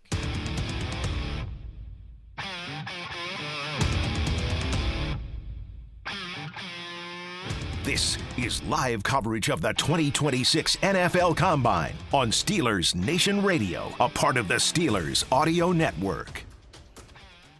Bonus hour of The Drive here, live on Radio Row, our ongoing Combine coverage on Steelers Nation Radio. And joining us to kick off our third bonus hour here on this Wednesday, he's like the mayor of Radio Row here. Oh, yeah. The voice of the Indianapolis Colts, Matt Taylor. Matt, what's up, man? Welcome, my people. Yeah. Yes. Thanks for having us out here. Great to have us, right? Absolutely. Good host. Yeah. I know we've had these conversations with you before. We have these conversations, it feels like, every year, when we're all driving out here together. We hope this thing stays here forever. I know now they've been doing the 2-year contracts, so we know at least the next two, and 27 and 28 are going to be here. But Indy is just such a perfect town for this, man. As it relates to the LA Combine. would be a nightmare, too. Yeah, I mean, anywhere would be, just because it's just so compact and everything is so navigable, if you will, downtown Indianapolis. But the bad analogy that I've used when it comes to, the NFL always – kind of flirting with the idea to take the Combine somewhere else and take it out of Indianapolis. It's like that the younger brother that's always trying to impress his older brother, right? Always trying to hang out with the older brother's friends. Yep. Mm-hmm. It's like, how we got to be finally to the point, right? If you're the NFL, as the older brother, you finally got to be to the point where it's like, yeah, my younger brother's pretty cool.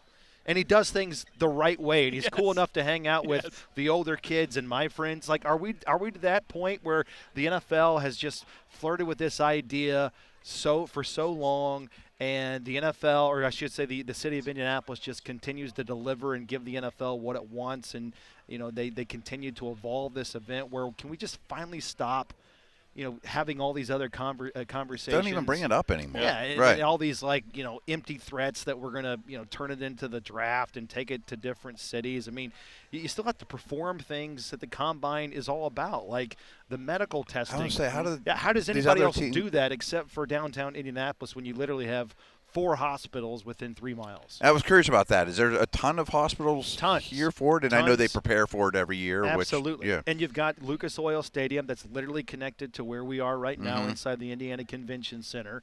But I mean, it's such a convention city, too. It is. Yeah. It absolutely is. And when stuff like this is in town, it takes over the town, right? The Big Ten tournament and obviously NCAA Final Fours. The Final Four is here. Guys, I don't know if you realize this. The Final Four in April is here for the 9th time. Wow. Ever. Is it really? Yeah. Wow. I was here for it in 2010. Yeah. I mean, there's a reason for that. I mean, every year we host the Indy 500, and that's the biggest sporting event, one-day sporting event in the world. We've had national championship games and the Super U.S. Bowls. Super Bowls and the U.S. Swimming and diving championships at Lucas Oil Stadium just 2 summers ago, which was incredibly cool. We've had all-star games here. So if it is a big event, literally, it has been to the city of Indianapolis, and I think we do things pretty well because of how the city is – well, how the city comes together, the civic leaders come together, and the sports, the Pacers and the Colts, they come together. But just the forethought of whoever planned the city and then went, like in the 1980s, before the Colts even came to town, whoever came up with the idea, we're going to go all in on sports, and it's going to serve our city and our economy well. I mean, tip of the cap to those politicians because – It just continues to be one of the greatest sports towns in America. And I forget what the number is, but it's a very high percentage of the league can actually drive here, which was one of the reasons it was picked originally, too. I think it's the crossroads of America. It's like 18 or 20 cities, if you think about it, that are 6-7 hours or less. No question about it. It's super flat. It makes it easier to get around. It's kind of annoying, though, because I think the Steelers obviously are a great example of this, but, I mean, the Colts – when they play a home game, you do see a lot of representation from the opposing team. Sure. Easy to get to. The airport's easy to get to, and it's very navigable, too. And it's, hell, the Buffalo Bills, 2 years ago we played the Bills, and I had a rare night out with, you guys can understand this, had a rare night out with my wife, had a babysitter with the kids.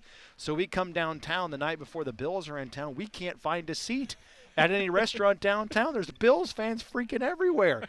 And they drove in, 7.5, 8 hours because they could. It was just a different environment to come watch their team. And because once you're here, you park your car and you don't have to drive. You That's can it. walk anywhere, That's restaurants, we bars. never move a car. Yeah, it's incredible. I would love to. You don't even have to go outside half the time to get to the restaurants and stuff. There's all these Yes. tunnels and, Like, I would love to come here just as a fan for a game. And then there's 17 different 5-star steakhouses on every single corner. Right. Speaking of which, what kind of influence do you have on the shrimp that comes around on the trays, and when should we expect it? I got shut out last year, and I'm still kind of bitter about it. Right? I think kind of bitter. That's usually a tomorrow thing. I think. Okay. Yeah, the CIB always has a little tricks up their sleeve. Okay. Yeah. The Colts mascot would walk around with it, and we were in the corner last year, and I got shut out. The CIB, you have Visit Indy, you have the Indiana Sports Corps. Again, they all come together to make sure you guys are at least get a sample. Well taken care of, and you come away with good perceptions about downtown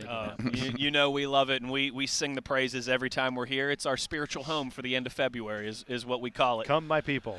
Matt, let's talk a little bit about the Colts. Obviously, great start last year, and then things fell off, particularly after the Daniel Jones injury. Do you think it is a foregone conclusion that he will be a Colt again in 26? Yeah, Chris Ballard and Shane Steichen spoke yesterday and on Tuesday, and they all kind of talked in the present tense, as if Daniel Jones is going to be – we want Daniel Jones to be our quarterback in the short term and the long term after what he showed in those first 10 games. And that's the thing. I mean, for anybody following the Colts, it was just such a tale of two different seasons last year. I mean, the first 10 weeks, they're 8-2. Leading the NFL in points per game, right around 33. Yeah, I remember when they played the Steelers, the numbers were insane at that point. Almost 400 yards per game, and not to get too, nerdy on you guys, but, the points per possession. Oh, we're crazy. Points per drive. 3.2. You're not getting too nerdy on us. You're speaking our language. It's ridiculous numbers. 3,000 words on it, yeah. He puts together a 3,000-word stat pack for every Max Steelers. stats, I've read that stuff. You better believe I had that dialed in, was that week 9 or week 10, somewhere in there? What's so crazy, I was just in the bathroom with Aaron Nagler from the Packers. He's like, I found your stat pack before the Packer week, and I was like the smartest analyst in Green Bay for it. Williamson's, you're definitely doing it right there. But, I mean, so you get the idea. The first 10 weeks, now, they weren't playing great teams, but they were beating the crap out of bad teams. And that's what you're supposed to do to bad teams. They had a bunch of wins by 20-plus points. And then Daniel Jones, I think – the first line of demarcation was that Steelers game where Watt and Highsmith kind of took things over, got a bunch of sacks, a couple strip sacks and turnovers and takeaways that really turned that game on its head for the Colts. But then things really changed in Berlin and Germany. The Colts won that game in overtime against the Falcons, but we all think that's the game where Jones came up with the fractured fibula. And then he wasn't the same. The offense wasn't the same. Things took on different dynamics. Players weren't utilized the same way because of Jones' lack of mobility. So they lost their last 7 games. Jones tears his Achilles in Week 14. The running game falls off a cliff. Jonathan Taylor went from averaging like 6 yards per carry in the first 10 to like 3.3 the last 7. So he was like the forefront of Offensive Player of the Year conversation for the first half of the season. No question about it. And, Tyler Warren's numbers went down the last 7 games of the season. But then on top of that, their schedule really heated up, right? They lost their last 7 games, but they played – to end the year, they played 6 straight teams that won at least 11 games. So the schedule heated up. Defensively, they experienced a lot of injuries. So it was just bad timing, right? They are unfortunately the first team in the history of the NFL to start a year 8-2 or better and finish the season with a losing record and miss the playoffs. Yeah, that's so rough. You talk about just a gut punch. Sure. On trade for Sauce Gardner, and then he gets hurt. Yeah. That doesn't, provide immediate dividends because of his lack of availability. So, yeah, it's just, the sense of urgency going into last year when they had missed the playoffs 4 straight years was high. Now, I don't know what you call it now, right? It's hard to blame anyone for now how it it's just boiling over because you're talking about 5 straight years and guys like Jonathan Taylor. He's got 3 seasons of over at least 1,400 yards, and he hasn't made the playoffs in any of those years. So it's just they're still trying to figure out quarterback. I think that they will in terms of this contract with Daniel Jones, but their nucleus of players has been together now for quite some time, and the best definition of where they've been as a franchise, I just call it purgatory, right? Because they've kind of been about the most average team in the league it's just, since Luck left, basically. Their team is, I think, for the most part, put together pretty well. But, they missed the playoffs 5 years in a row, but in 4 of those 5 years, they've won at least 8 games. It's like exactly where you don't want to be, right? Because they're too good to bottom out, but because of lack of personnel and difference makers at a couple of key spots, they just haven't been good enough to break through. And what's another gut punch, if you will, from last year is that they missed the playoffs in a year where the Chiefs don't make it, the Bengals don't make it, the Ravens don't make it, and those teams have quarterback stability and franchise stability, and I don't think they're going anywhere. So one time when they did have the high pick was the Anthony Richardson selection. And assuming Jones is back, do we think Richardson's a foregone conclusion to be elsewhere at some point? And I know he hasn't been great, but boy, he's been a hard time staying on the field. He hasn't had a lot of luck. He didn't have didn't have a lot of starts in college. Could you foresee a year or two from now that the Daniel Jones, Baker Mayfield, Sam Darnold, early pick, he resurrects his career with the 49ers or something, Yeah, my gut says, because they talk about, just as I said, they're speaking when they talk about Daniel Jones and Alec Pierce in the present tense. They're also talking about Anthony Richardson in the present tense too. So I still think he's going to be on this team next year. I still think he's got a spot and a place. Now he's got to continue to first rehab and come off of this weird eye injury that he suffered pregame before a Week 6 game against the Cardinals at home. Just the workout band, right? Yeah. It was the apparatus that the workout band was on, like a hard object, a hard structure, metal object. Jeez. Hit him in the eye. Just hit him in the eye. I think when the dust settled on the whole ordeal, he was lucky to have an eye. Okay. Could have been worse. Based on where it hit him and how hard it hit him and things like that. So first get totally clear of that, which I think he's on the right path for that. And then secondly, just my view is you drafted him top 5 for a reason, right? He's oozing with potential. And he's still under contract. He's got 1 more year, and then you've got a decision to make on him May 1st for that 5th-year option. So my thought is, as long as he's on your team, pour in every resource you have into him to see how good he can be and what he can do. Because I think the worst-case scenario for the Colts, when it comes to where they're at right now with Jones and Richardson in the hierarchy of their quarterback depth chart, is not that he wouldn't work out for the Colts. It's just you don't want to see him work out somewhere else. Absolutely. So my thing is keep him on your team, pour in every resource you have into him, help him as best you can, and then when you have to make a hard decision on him after his contract is up, either this year or after the 2027 season, then make a decision on where you're at and how much you want to continue to invest further into Richardson. I got one more for you, and this is very Steeler related. What would it take for the Steelers to get Michael Pittman? I was going to say, you got some wide receivers that we think would look good in the black and gold. Yeah. But if Pierce gets franchised, does Pittman go? Yeah. Or is it a 7th-round pick? Or is it a mid-round pick? Or does he get cut? Or Same thing. They continue to talk about Michael Pittman Jr. in the present tense. They like who he is and what his value is. And, a couple of years ago when he got his contract, he was paid in the ballpark of a number 1 wide receiver. My analyst, Rick Venturi on radio, former ball coach and has been around the game for 40-plus years, he likes to call Michael Pittman Jr. a tight end in a wide receiver's body, right? He's kind of middle of the field between the numbers guy. Physical.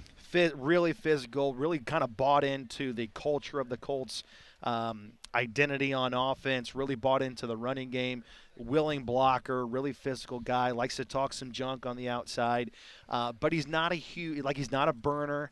He's not a huge yards per catch guy. He's going to catch those 12 to 15 yard passes that, keep the Colts on schedule and get first downs, but it's mainly middle of the field. So my thing, again, if you get rid of Michael Pittman Jr., and you say Alec Pierce is our true number 1 and we're going to invest, $25+ million into him and pay Daniel Jones. You got Downs and Warren. Between 35 and 40 million. You still have guys on the roster, but somebody's got to be your number 2, right? If you're going to get rid of Pittman, who are you going to get? Right? You know what I mean? It's we're all so conditioned to just punt on guys, but how are you going to fill their spot in the roster? How are you going to get their especially production? When you don't have a first-round pick. 100%. So I think Michael Pittman Jr. has a lot of value, maybe more so value to the Colts than he does other teams, and I think the Colts really recognize that. Plus, he's a great team guy. He's really kind of put down a lot of roots in Indianapolis, likes being here. So, again, my gut feeling is that Pittman's going to be on this roster next season. Last one for you. No first-round pick from the Sauce trade.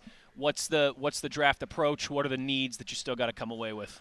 Well, big picture offseason needs for the Colts. They got to address their pass rush. Last season in the offseason was all about, hey, our pass defense last year, speaking of 2024, really fell off a cliff. So they addressed that big time in the offseason. Cam Bynum, Charvarius Ward. They had a bunch of guys get hurt, so here comes Justin Wally in the 3rd round out of Minnesota. They didn't stop there, as you said earlier. Here comes the They Sauce liked Gardner Wally trade. too, right? Yeah, Wally was really playing well in training camp, and I thought was going to find a home within that defense somewhere. But now they got to address the pass rush. They got 3 defensive ends who are free agents: Tyquan Lewis, Samson Ebukam, and Kwity Paye. Unfortunately, those 3 guys last year combined for just 9 sacks and not a whole lot of disruption. So it's really never a good thing, as you guys know, when your best pass rusher is a defensive tackle, and that's DeForest Buckner. Unless it's Aaron Donald, right? Yeah, something crazy like that. And last year, unfortunately for Buckner, he missed 9 games with a neck injury, and he's going to have to rehab most of the offseason with that, and ideally you get him back sometime in training camp, so we'll see as far as that goes. But, yeah, without a first-round pick, I think the only viable option for the Colts is to kind of go heavy in that regard in free agency and bring in a veteran pass rusher. But it's going to be tricky because you got to make the money work.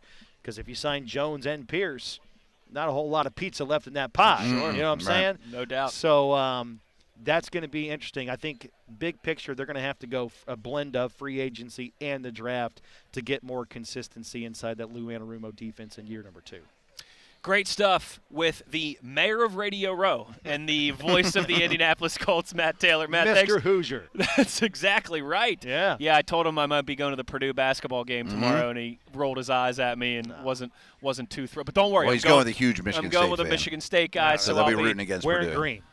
properly indoctrinated. Yeah, because if you just wear your Steelers colors, you're going to blend right in. So you're going to have to go out of your good way. point. Yeah, that's true. You have to go way out of your way on that. I didn't even think about it. See, that's why I like talking to you, man. You know, keeping me on the straight and narrow.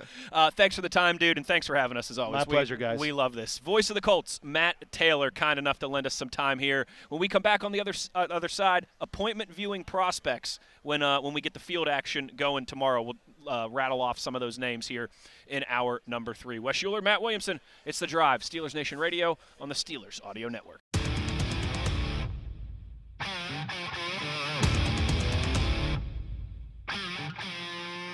This is live coverage of the 2026 NFL Combine on Steelers Nation Radio, a part of the Steelers Audio Network. Few more segments here, some T's to cross, some I's to dot before we get up out of here. We are, once again, I said we're going to get to talking about some appointment viewing prospects, guys that you have to watch here on the field as the action gets going tomorrow. But we're going to, Aaron Rodgers, assess the situation at the line of scrimmage, pivot here a little bit. Yeah, I think people want to hear this. Because we got some exclusive audio. Rob King sitting down with Steelers general manager Omar Khan, talking about the Combine, the offseason process. Of course, our guy Kinger, he's pretty good at this. The interviewing, getting the hang of it, and all that stuff. He was born to talk about sports on TV. I know this is radio, but he was enjoying our guests earlier today when I was on with him. Yeah, he sure was. So here is Rob King's one-on-one conversation with Steelers GM Omar Khan. All right, Omar, thanks very much for being with us. My first question for you, the Steelers won the AFC North last year. A lot of people didn't predict that. I don't know if you pay much attention to that kind of thing, but you have quality wins over teams like New England, who was in the Super Bowl, Detroit, Baltimore. How would you categorize that 2025 season? We won some good games, but the reality is our goal is to win a Super Bowl, and we didn't reach that goal, so anything short of that's not good enough, and we're in the process of evaluating everything we did last year and trying to get better and improve because ultimately our goal is to win a Super Bowl. The season ended and Mike Tomlin announced his resignation. It seemed to catch all of us by surprise. What was your reaction when you heard the news? Yeah, same. He came and met with me that morning, the day after the game, and he told me what he was going to do, and I was surprised as everyone else. We've been together with him for 19 years, and he's been a great partner. It's been truly been an honor to work side by side with Coach T. But yeah, I was surprised like everyone else. So I'm sure that now you have to go through a process you probably weren't expecting to, which is hiring a head coach. What made Mike McCarthy the right guy to hire? So we were very open-minded and we did cast a wide net trying to figure out, trying to find the right guy. Interviewed some great candidates. Really, the process was really proud of the process that we ran, and Art Rooney led that, and it was tremendous. But as we went through the process of, we evaluated where we were as an organization and where we are as a team. It just felt right. It became evident that Mike McCarthy was the right choice for us, and it's been great so far. We've been nonstop since he got hired, but it's been good. Excited. Everyone talks about the Combine, and that's exciting, and free agency, but Coach has to know his own roster too. So how does he get up to speed? How do you help him get up to speed with evaluating what he currently has, which will be the bulk of what he has in 2026? Yeah, so I can tell you, he was extremely prepared when we went through the interview process. I was really impressed about how well he knew our roster, and obviously there's things he doesn't know, things that happen that are going on inside the building that no one else knows, and it's been part of the last month. We communicate multiple times a day. We've been working long hours trying to get to know each other, and that's been part of the process. His press conference, one of the great things he said was being flexible with the players on the roster, tailoring the system to them. That having been said, are there minor tweaks of what he might want at a particular position as opposed to what you have or what you might be scouting leading up to free agency in the draft? Yeah, certainly. There's going to be some things that are different than or he's going to expect different things than maybe, and that goes coach to coach, right? Every coach is going to be a little bit different, but for the most part, I think he's excited about the pieces that are in place here. We got some good young players and some exciting players, and he's excited to work with them. I know his staff has echoed the same thing. when you come to the combine, I think maybe a lot of fans maybe don't fully understand the amount of work that goes in before the combine. It's not like you're showing up, shuffling through papers. Hey, what do we have here, guys? So what are some of the milestones kind of leading up to the draft, leading up to the combine, I should say, for you and your staff? So scouts really spend obviously a lot of their time on the road in the fall, getting ready and evaluating the guys. And we get together in December. It kind of gives me a rundown idea of what the draft is looking like and who the players are. It gives me a good first look. And then what happens is in February, we spent a couple weeks locked into that draft room. It's interesting because every day it feels like that room's getting smaller and smaller. But we, it's a grind for 2 weeks there, leading up to this, and a lot of phone calls and a lot of sidebar meetings, getting to know the players that are going to be part of the process. And when we come here, this is the next step. There's still a lot of work to be done. What is the most valuable part of the combine for you? You guys have heard me talk about. I've said this publicly about trying to identify guys that are Steelers, that are for us. Certain players might not, fit what we want as guys to be a Steeler, but they might fit somewhere else. And what that means, it's sometimes hard to explain because there's so many characteristics and traits of what we want a Steeler to be and to look like. And but when you're in this, you just sort of know. So for me, being here in the interview process, watching these guys, how they interact when they don't know they're being necessarily filmed, and just seeing that, and obviously working out, it's all part of it. Just really getting to know them and see if they're meant to be Pittsburgh Steelers. This might not be a great question, might be a better question 2 months from now, and I'm sure it probably would be, but are there strengths and weaknesses, whether it's position or, hey, the top of the draft is good, or no, there's more depth than top of the draft, or are you still kind of working through that? Yeah, we're still working through it. As I sit here today, I mean, there's some really good football players. This is a good draft, a lot of talented players, and we have 12 picks, which is a lot. As I sit here today, I wish I had 40 picks. Like there's some good football players out there, but the spring's really important for this process and allows us to sort out some things and things like the medical and the off the field stuff and certain schematic things and things that you learn about guys. But we'll get there. But it's fluid. It's fluid right now. You and your staff have had 3 really well-regarded drafts. How do you make sure that trend continues? Are there little things that you're still kind of fine-tuning, or is it pretty much a machine sort of by now? So, it's a good question. I'd say every year after the draft and, we get into the season, we evaluate ourselves, we self-scout ourselves, see how we did and the process and what we can tweak and what we can do better. For the most part, we've sort of identified what we want at every position, so we just we stick to that. This time last year, there were a lot of questions about the quarterback position. A lot of them revolved around Aaron Rodgers. Here we are a year later. There's still a lot of questions about the quarterback position, mostly revolving around Aaron Rodgers. So what is that? What is the status there? I've had conversations with Aaron. Coach McCarthy has too. We had good conversations, honest conversations. I think we started off last year. We went at this. I think we'd all agree that we probably thought it was just going to be a one-year thing, but it was a really good experience for us and for him, I believe. But we'll see where it goes. I don't foresee this. This isn't going to be like last year where it drags on into June. I think we'll know probably sooner than later. I don't have an exact date on it, but we'll see. So you've continued to be aggressive in free agency. I don't know if I'm sure you have an idea of this year's class, and certainly guys can be extended. Some of your own guys might be extended. So outside of the combine, how much attention is being focused on re-signing some of your own players and what this year's free agency class might look like? Yeah, right now it's really on our own guys. That's a priority. We have some key free agents players that we want back. They know we want them back, and we're just going through the process and meeting with the agents and hoping we can get some of these deals done as we get closer to the start of free agency. So the combine's an important step, right? We know that, but it's only one step. So what happens after the combine is finished here in Indianapolis? Yeah, after the combine, we'll get back to Pittsburgh. We'll evaluate how these guys did, see who worked out here, who didn't, and then the pro days start. Coach McCarthy and I, we're going to be hitting the pro day circuit here in March. So are our scouts. and then lots of meetings, lots of conversations, a lot of information gathering, and then the draft will be here before we know it. And I would be remiss if I didn't ask one final question about the quarter zip you're wearing. Yeah, NFL draft in Pittsburgh. What is your excitement and expectation level like? There's no place better than Western PA to be hosting this. We've been talking about this for a long time, and it's hard to believe that it's here.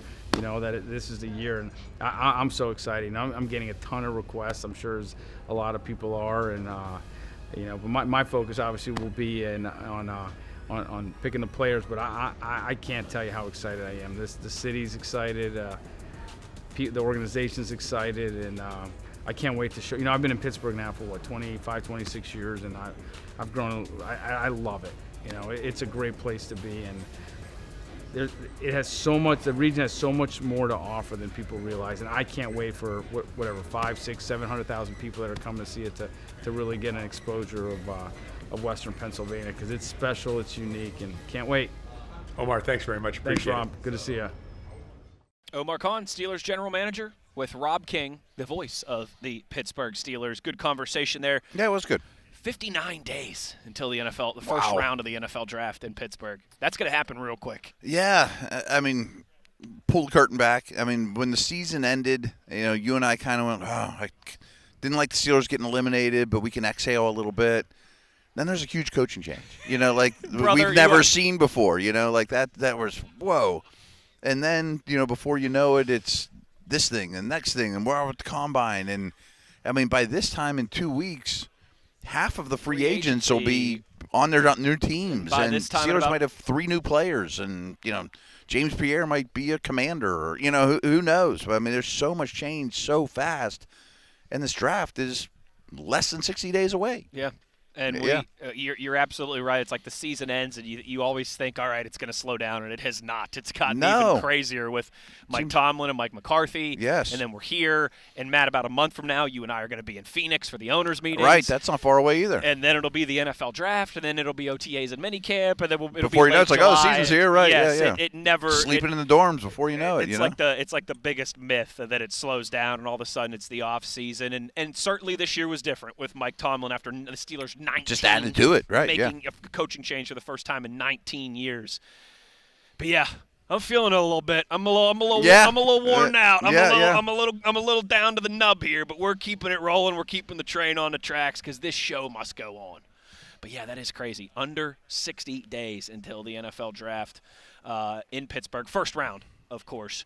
Which is it's going to be a spectacle, though, and Omar mentioned it. I mean, it sure seems like the organization and everyone is super excited for it, and there's going to be a ton of people around. And he says that 500, 600, 700,000 people, which is not an over-exaggeration. That's what these things. Doesn't sound like these things get. I mean, that's the same type of numbers they had in Detroit and Cleveland and some of these other, similar-sized cities and areas that have hosted in the recent history.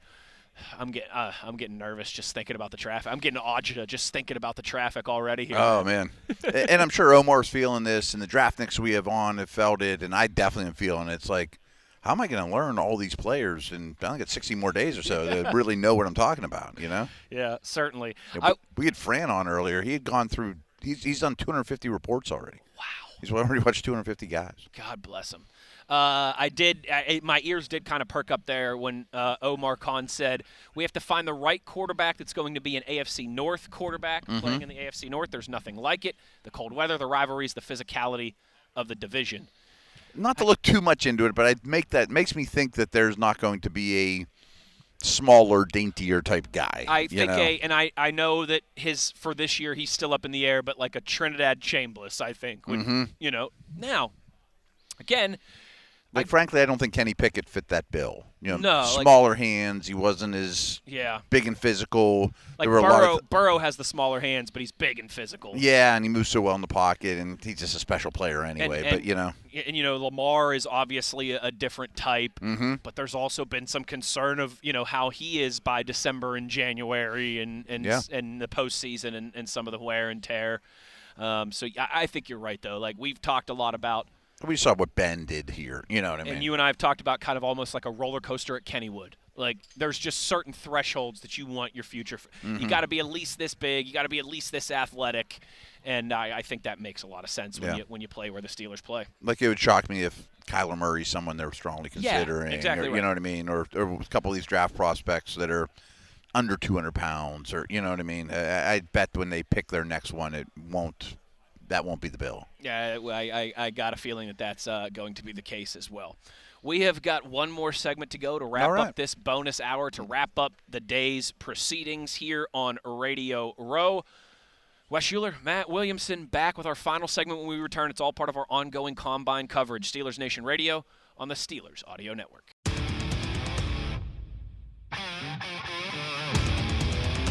Final segment here, bonus hour of the drive. It's our final segment of our day 2 coverage. Working 9 to 5, Matt Williamson. We are. Just like Dolly Parton here on Radio Row. And it is hilarious. We've had a few different teams that have been like, you guys are always on. I know. I'm not sure anybody else does it like we do. Yeah. They don't. What they do is they do podcast interviews, basically. We have Matt Taylor on. I'm going to join them tomorrow, and I think they'll put that on their site. Yes. As a 10-minute interview, and they'll post it out as a podcast, in there. But yes, it's not live radio coverage like this, right? I think we are the only one here that does live radio, and we do it for 8 hours every day. And I'm not picking on them, but I'm looking at straight ahead of us is the Tampa Bay Buccaneers. Right to our left is the Washington Commanders, and right to left of them is the Niners. Yet, really. I don't know if anybody's ever been there, or they stop in for a minute. TV might have stole some of their chairs. I would say some of our video guys are using their plugs, and right. That is always the chairs here. We don't kid around here. No, we do not. We certainly do not. It is a heavy lift, but it is a lot of fun. Matt, finally, tomorrow. We've talked about this, the kind of craziness of we all get here so early in the week, but the workouts don't start until later in the week. Tomorrow, finally, on-field workouts for defensive linemen and linebackers. That kicks off what will be Thursday, Friday, Saturday, Sunday, 4 straight days of on-field workouts for this 2026 NFL Combine. I'm hoping a couple D tackles really catch my eye, That's the – I'm not sure that I don't have a great feel for that position yet. That's the one group that I feel like if you were to say to me right now, it's not going to be a wide receiver at pick 21. There would be part of me that thinks, hey, maybe there is a Ty Simpson type situation, but I don't think so either. I don't think so, yeah. And so my immediate thought, if you were to do that type of scenario, it's not a wide receiver at 21, where do they go? My immediate thought is there's a run on offensive tackles and edge rushers. It ends up rolling around at pick 21 that maybe 1 or 0 of the defensive tackles are off the board. I could see 0. Yeah, and you can have your pick. Yeah. And Peter Woods and Lee Hunter and McDonald from Ohio State and Caleb Banks from Florida. There's a lot to like. I kind of want one of them to emerge to be like, if he's too good to pass up at 21. Exactly right. I don't know who that is yet. I would love to be in that scenario. I don't know who that is yet, but those guys will start their on-field workouts tomorrow, and we'll start to get a clear picture of that equation. With that, Matt, 10 appointment viewing prospects to watch here over the next 4 days that you should have your eyes on this week. This list via Todd McShay, of course. I haven't seen him floating around. I know he's here. One of the OG draftniks. Those guys all hang out in Lucas Oil in their fancy, fancy TV studios. And not everybody hits Radio Row. Yeah, they don't grind it out like the rest of us. Like Mike McCarthy says, there's got to be grinders, and then there's got to be people that are in a different stage of their career. Yep. We're in the grind. We're grinding it out. The first 2 names on his list, not surprising at all, both out of Ohio State, Arvo Reese and Sonny Styles. Yeah, and I assume Todd at this point is locked into who's going to work out, who isn't, what they're going to do. Yes, and he's like, both of these guys wouldn't have to work out. I give him credit for doing so. That's exactly what I was going to say. It's like, I'm not sure they have to do much. Plus, Ohio State's a notoriously fast track. If you're going to be the second pick overall anyway, what do you have to gain? Sometimes you can only go backwards by working out, but I think both these players are truly in contention for the best prospect in the draft. I think they're better prospects than Mendoza. And playing in Matt Patricia's system, NFL style system. I mean, whoever gets those two is going to end up, I think, in a very good spot. Yeah, neither one's going to be a Steeler. You'd have to trade up heavy, I think, when it's all said and done. Yes. Especially after these workouts. I'm with you.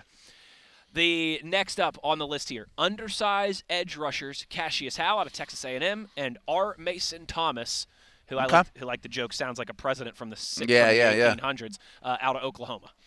Don't have much to add on these guys, but if you are going to be an undersized dude, like a Nick Benito, or that you better be explosive, you better test well. People will be looking at your 10-yard split, which is an obvious correlation to your get off. 3-cone is big for these guys too. It just kind of shows the ability to not lose speed while you dip and lower that shoulder around the edge. So a couple of these guys I'm sure will stand out. Jumps are big. It's funny, actually, he brings up Nick Benito in the conversation for these two, talking about his 32.5-inch arms and 40 time and that kind of thing. And if these guys can you can overcome some of those shortcomings if you're exactly right. Yeah, you have the great get off or super explosive. Exactly right, and that's kind of the best case scenario for these guys who are a little undersized. Up next, and this is certainly one for me, Jermod McCoy out of Tennessee, as we've discussed, the guy who was so good for the Vault, maybe the best corner in the SEC in 2024, and then tore his, I can't remember if it was ACL or Achilles, but had a significant ACL. Big, yeah. It was ACL during a workout in January, so just a little over a year ago, in a winter workout with the Vols. Tore his ACL, missed the entire season of 2025. But Matt, if he would have came out last year, he'd be a first-round pick. I mean, he might have been a top 10 guy then. I still think he has a chance to be in that range, but he's got to prove that he's fully recovered and the movement and the mobility, and that ACL injury is behind him. Yeah, and I don't know if this will come to fruition or not, but if he's outstanding on the turf here and medically everyone's like, oh, he's fine, he's overcome it, I wonder if you'll start seeing mocks where he's like 4th overall, 5th overall. Because corner's a pretty premium position. He's so young. I mean, it didn't deter people from taking Stingley. I know that was a COVID situation, but still, it's like, okay, we didn't get any tape from you last year, but I saw enough. Worked out well for Stingley. Worked out well for Micah Parsons. Worked out well for Jamar Chase. Yeah, exactly. And it's like, and those drafts had more blue chip guys. If he can erase all medical concerns, maybe he's going to be a skyrocket player. I think of anyone at that position, and Mansour, Delane, and some of those other guys who deserve to be in the conversation, I think he's got a real chance to, like you said, rocket into the top 10. It's like he's a no-brainer top 8 pick by the time April rolls around. That would not shock me. Any press man just smothers people. Right. Got the strong ball skills. What he does well or did well is hard to find. It's hard to find and very valuable, and especially if you're still just 20 years old, teams will be licking their chops to get a guy like that. Kenyon Sadiq out of Oregon. We talked about him on the freaks list. Talked about him on the freaks list. He is up to 255 pounds now.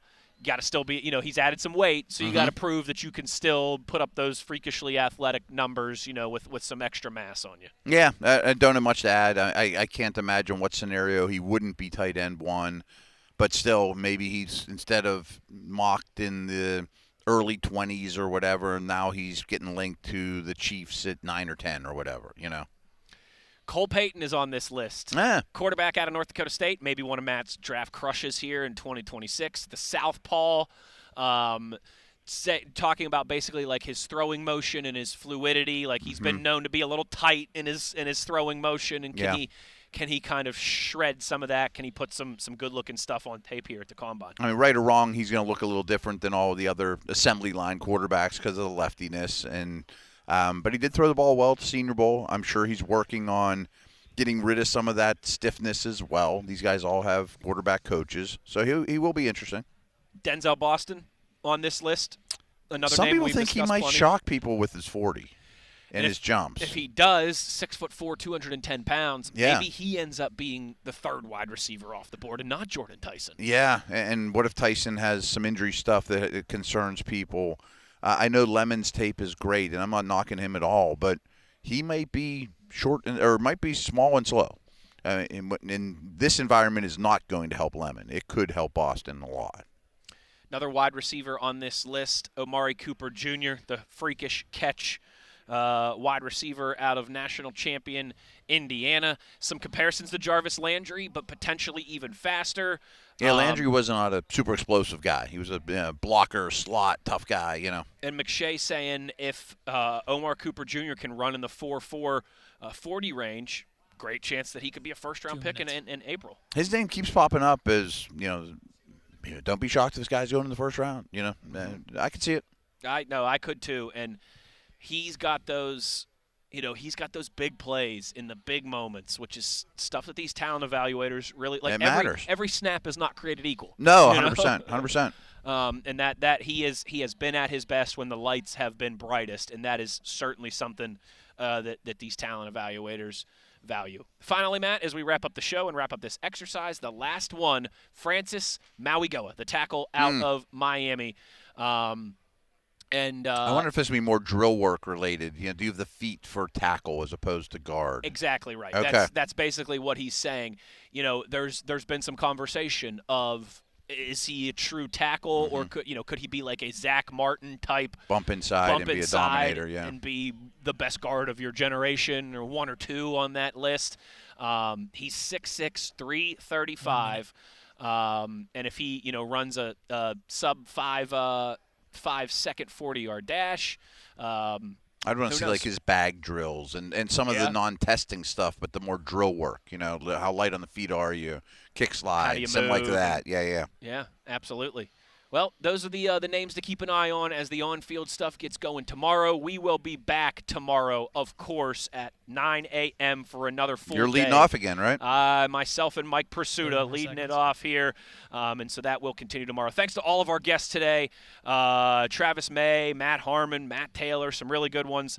Thanks to Nathan for producing for us back at the ranch, TV, Tyler V here on site on the video side of things. For Matt Williamson, I'm Wes Uhler. Take care, everybody. We will talk to you tomorrow. As always, you know where to find us. It's on your 24/7 home of the black and gold, Steelers Nation Radio on the Steelers Audio Network.